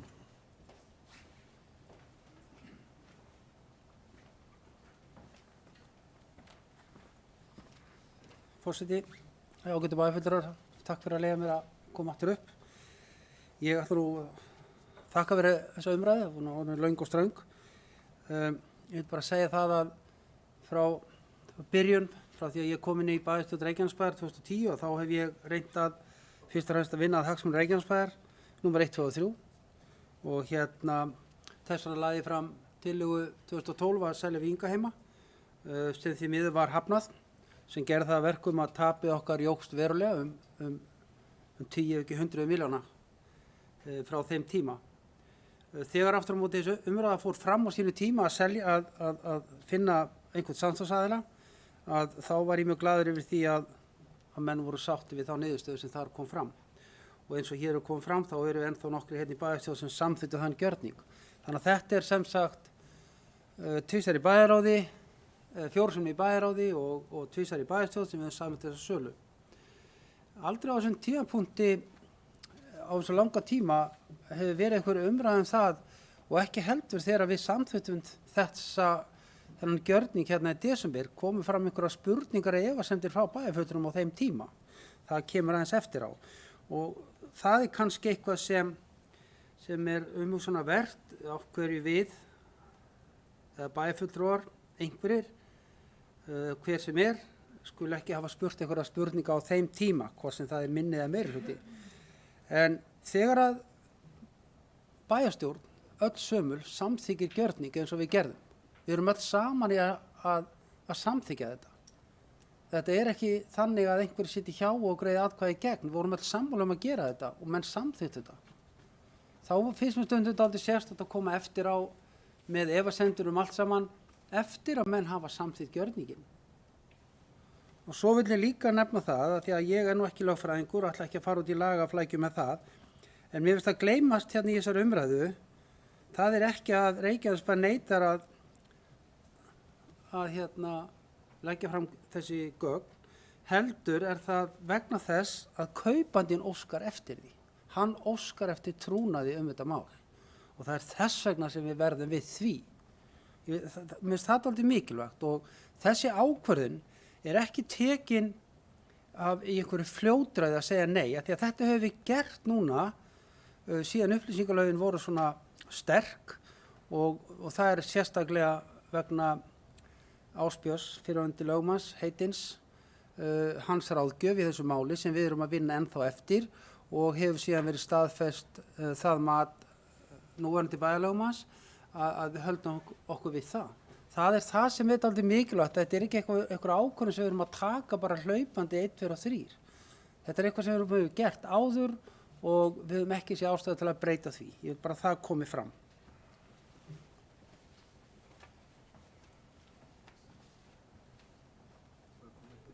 Gerðu svo vel, herra bæjarstjóri. Forseti, ágætu bæjarfulltrúar, ég skal vera mjög stuttorður. Takk fyrir að leyfa mér að koma upp í 3. sinn undir þessu máli, virðulegur forseti, og til hamingju með 300. fundinn. Ég er einn af þeim sem hef gleymt að nefna það við þig. Og takk fyrir gott samstarf. Við vorum saman í bæjarstjórninni þarna þegar þú byrjaðir. Bara tvennt sem ég langar að segja. Því fyrra er að berist beiðni frá íbúum kaupverð, þá þykir mér mjög líklegt að við munum fara þá leið sem að ég nefndi hér áðan og hafna því að veita þær upplýsingar í þá trausti þess að beiðandinn vísi málinu til úrskurðarnefndar. Og þá fáum við þetta mat sem að bæjarfulltrúi Margrét Sanders að tala að nauðsynlegt sé að gera, og ég get verið sammála því að það þurfa að gera það, en mat, sko, við vitum hvernig það getur verið að við getum fengið 2 lögmenn eins og hér hefur aðeins verið nefnt og fengið sikkur á skoðunina, og ef við fáum 4 lögmenn þá fáum við kannski 4 skoðanir, og eini raunverulegi úrskurðaraðilinn úrskurðarnefndin, og hún leggur ekki mat á slíkt fyrirfram. Það verður að vísa málinu til hennar, það verður að neita og hún tekur málu að afgreiða það, eins og aðrar svona úrskurðarnefndir.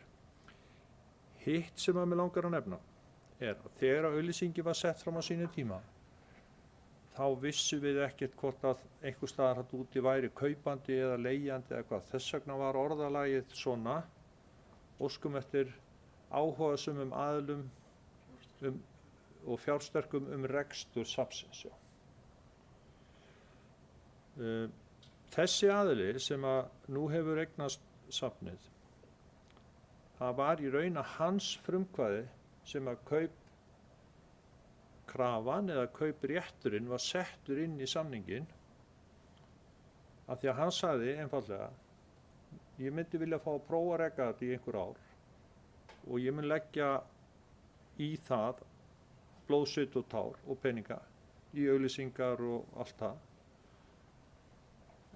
og fjárfesta þá í því þannig til frambúðar, og myndi þá telja að ég ætti þá rétt, það væri rétt að ég ætti möguleika að kaupa og þar með nýta þá fjárfestingu sem að ég hef lagt í markastarfinu á þessum tíma. Okkur fannst þetta bæði sanngjarnt og rökrétt krafa að hálfu leigutakans á þessum tíma, enda eins og hér margoft komið fram í erfiðum sporum, það er að segja sveitarfélagið, og við urðum við því. Þar með var þetta sett inn, og það var líka rætt þar og ákveðið nákvæmlega hvert kaupverðið yrði, eða það er að segja við hvað yrði miðað í því, og þetta hefur allt saman gengið eftir, og ég held að við getum bara tekið undir þær óskir sem að hér hafa komið fram, að óska nýjum eigundum Víkingaheima alls hins besta og vonum að þeirra bíði björt framtíð þegar að ferðamenn fara að streyma aftur til landsins. En eins og bæjarfulltrúar hafa alveg séð að þá kveðið á það í samningnum að þarna verði áfram starfrækt safn og skipi verði megin aðdráttarafl. Ég held að sé í 5. greini eitthvað svona samkomulagsins.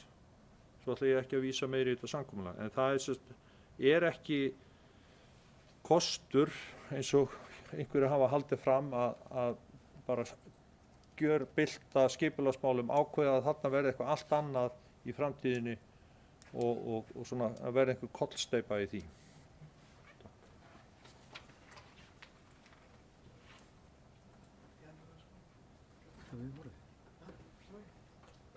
Gerðu svo vel, Baldur.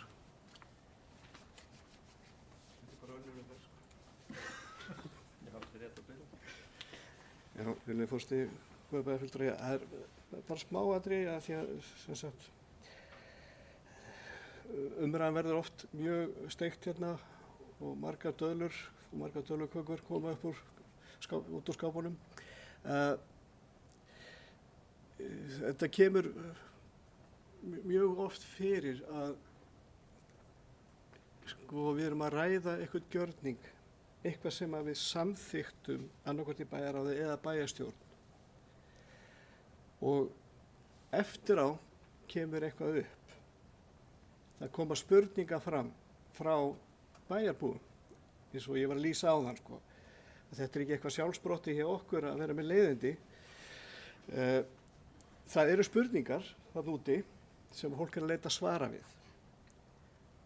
það er þá ekki rök í málinu að segja við þurfum ekki að svara bæjarbúum af því að þið þarna í minnihlutanum, þið samþykktu þetta með okkur.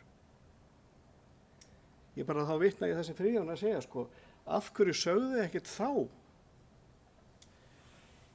Við þurfum stundum að svara fyrir bara þessar ákvarðanir okkar, hvort sem við erum saman í liði eða ekki. Þannig að ég finnst að, þetta bara flög allt í hugum, þannig ég varð að koma þessu frá mér sko, að þegar að bæjarbúar eru að krefja okkur svara, þá getur svari ekki verið við samþykktum þau öll, þannig að þið þurfum ekkert að fá frekar upplýsingar. Það er bara að vera að biðja hvort sem það er í baksýnisspeglinum eða ekki, þetta er ekki svo langt síðan að þessi samningur gekk yfir, en hann er í umræðu núna, það eru spurningar úti, bæði á Facebook og á Bylgjunni og einhvernum kaffistofum líka, ég hef ekki heimsótt þar allar. Þessar spurningar eru uppi og svari getur ekki verið við samþykktum öll, þannig að þið þurfum ekkert að fá þessu upplýsingar. Fólk er að biðja þessu upplýsingar og þetta er eina sem er eiginlega verið að fara fram á og þessi dagskrárliður er settur inn vegna þess að það er verið að svara. Takk fyrir.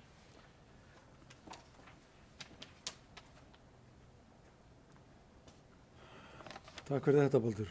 Ég held að forseti telji að þessi umræða sé til enda runninu. Mér langar kannski að fá að loka þessari umræðu núna.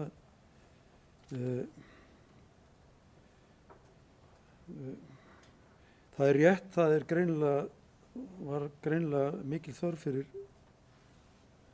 meiri upplýsingar og þess vegna setti forseti þetta mál á dagskrá hér til þess að við getum rætt þetta og ég held að það hafi ýmislegt komið fram núna á þessum fundi sem ætti að geta næsta fólki í þessu og fólk hafi þá meiri vitneskju hvernig máli stendur, hvernig það hefur gengið fyrir sig alveg frá því að báturinn var dreginn upp á land og settur inn í þetta safn.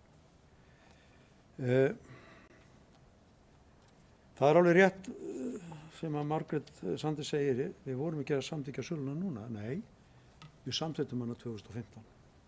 Það er bara mergur málsins, salan var samþykkt með kauprétti 2015. Við erum, þegar að spurt af hverju segið þetta ekki? Mikið rosalega væri ég til í að bara segja þetta. Hvernig þetta er. En sko ég er ekki bara bubb út í bæ sem að getur bara að bladra eins og mér sýnist. Ég tilheyri stjórnvaldi og ég er með ráðinn bæjarlögmál inn í stjórnsýslunni sem að veitir okkur faglega ráðleggingar. Og þegar að bæjarlögmaður hefur talað það hvernig ég sem hluta stjórnvaldi á að hegða mér, þá verð ég bara að gera svo vel að taka það gott og gilt. Þannig að ég hlíti því bara sem að fagmenn í kringum okkur er að ráðleggja mér. Hvort að það sé svo hinn endalega rétta ráðlegging, það verður bara að koma í ljós. En maðurinn er lögspekingur sem að ég er ekki.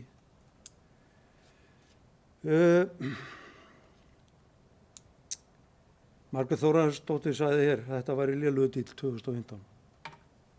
Kannski var þetta lélegur díll. Kannski var það bara þannig. Við gefðum bara skýta díll. Ekki ætla ég að fara að reyna að réttlæta þann díl sem við gerðum 2015. Hann var gerður. En ég þori samt næstum að hengja mig upp á að viðkomandi aðili hefði ekki gert við okkur díl 2015 ef við hefðum ekki farið í svona díl. Eins og bæjarstjóri reifaði hér, hann þurfti auðvitað að skoða það möguleikann á því hvort að safnið var í rekstrarhæft í hans höndum. Og niðurstaðan var svo að hann var tilbúinn til þess að fullnusta dílinn, hvort sem hann var vondur eða góður. Þannig að ég held að þetta hafi verið farsalast fyrir okkur á 2015 að gera þetta með þessum hætti. Því að ég held að annars hefði safnið farið í gjaldþrot á árinu 2015. Félagið minn Baldur sagði hér að þetta verði snúið mál. Ég var að vonast til að geta sagt þetta er búið mál. En ég get það því miður ekki. Það eru konar hérna spurningar sem maður þarf að leita svara við og það eru verið að væntanlega laðar hér fram á næsta bæjarstjórnarfundi. Þar sem að spurningarna koma fram hér. Þannig ég gerir ráð fyrir því að það verði unnið í því á milli funda. En ég vil bara þakka fyrir þessa umræðu sem að hér hefur átt sér stað. Vona að bæði við og bæjarbúar séu einhvers vísar í málinu og við getum svo haldið áfram að gera það sem að við þurfum að gera. En nú gerir ég hlé á fundinum og við förum yfir fundagerð.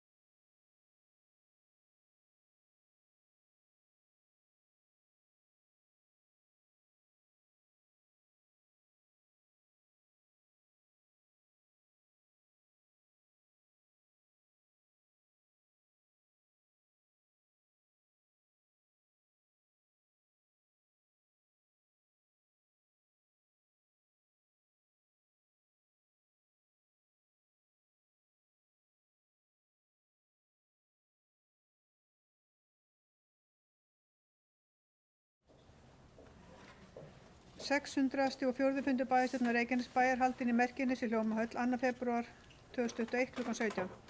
Viðstaddir eru Anna Sigur Jónusdóttir, Baldur Þór Guðmundsson, Díana Hilmarsdóttir, Friðjón Einarsson, Guðbrandur Einarsson, Guðný Birna Guðmundsdóttir, Jóhann Friðrik Friðriksson, Margreta Sanders, Margrét Þórðarsdóttir, Styrmi Gauti Fjellsti, Jasmína Matsuvik Tsernak, Kjartan Már Kjartansson bæjarstjóri og forseti var Guðbrandur Einarsson.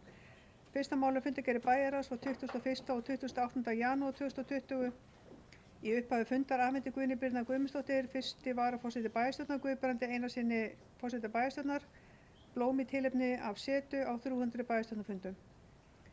Forseti gaf síðan orðalaust fundargerðirnar og fundargerðir voru samþykktar án umræðu 11:0. Annað mál fundargerð menningar og atvinnuráðs var 20. janúar. Forseti gaf orðalaust fundargerðina og til málstokk Friðjón Einarsson, fundargerðin samþykkt 11:0. Þriðja mál fundargerð framtíðarnefndar 20. janúar 2021. Forseti gaf orðalaust fundargerðina og til málstokk Styrmi Gauti Fjellsti og Margrét Sanders, fundargerðin samþykkt 11:0. Fjórða mál fundargerð stjórnar Reykjaneshafnar frá 21. janúar. Forseti gaf orðalaust fundargerðina og var nú samþykkt án umræðu 11:0. Fimmta mál fundargerð barnaverndarnefndar frá 25. janúar. Forseti gaf orðalaust fundargerðina og til málstokk Díana Hilmarsdóttir. Sjötta mál sala útlendings EHF Víkingaheima.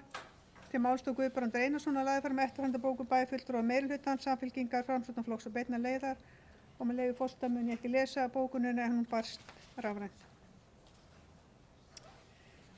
Forseti gaf orðið laust og til málstokk Margrét Þórhallsdóttir og lagði fram eftirfarandi bæjarfulltrúa Miðflokks og með leyfi forseta mun ég ekki lesa þá bókun, hún barst einnig rafrænt. Forseti gaf orðið laust og til málstokk Friðjón Einarsson, Jóhann Friðrik Friðriksson og Kjartan Már Kjartansson, til málstokk Margrétar Sanders og lagði fram eftirfarandi bókun bæjarfulltrúa Sjálfstæðisflokks og með leyfi forseta mun ég ekki lesa þá bókun, hún barst rafrænt. Forseti gaf orðið laust og til málstokk Guðbrandur Einarsson, Kjartan Már Kjartansson, Friðjón Einarsson, Baldur Þór Guðmundsson, Guðný Birna Guðmundsdóttir, Margrét Þórhallsdóttir, Jóhann Friðrik Friðriksson og Margrétar Sanders.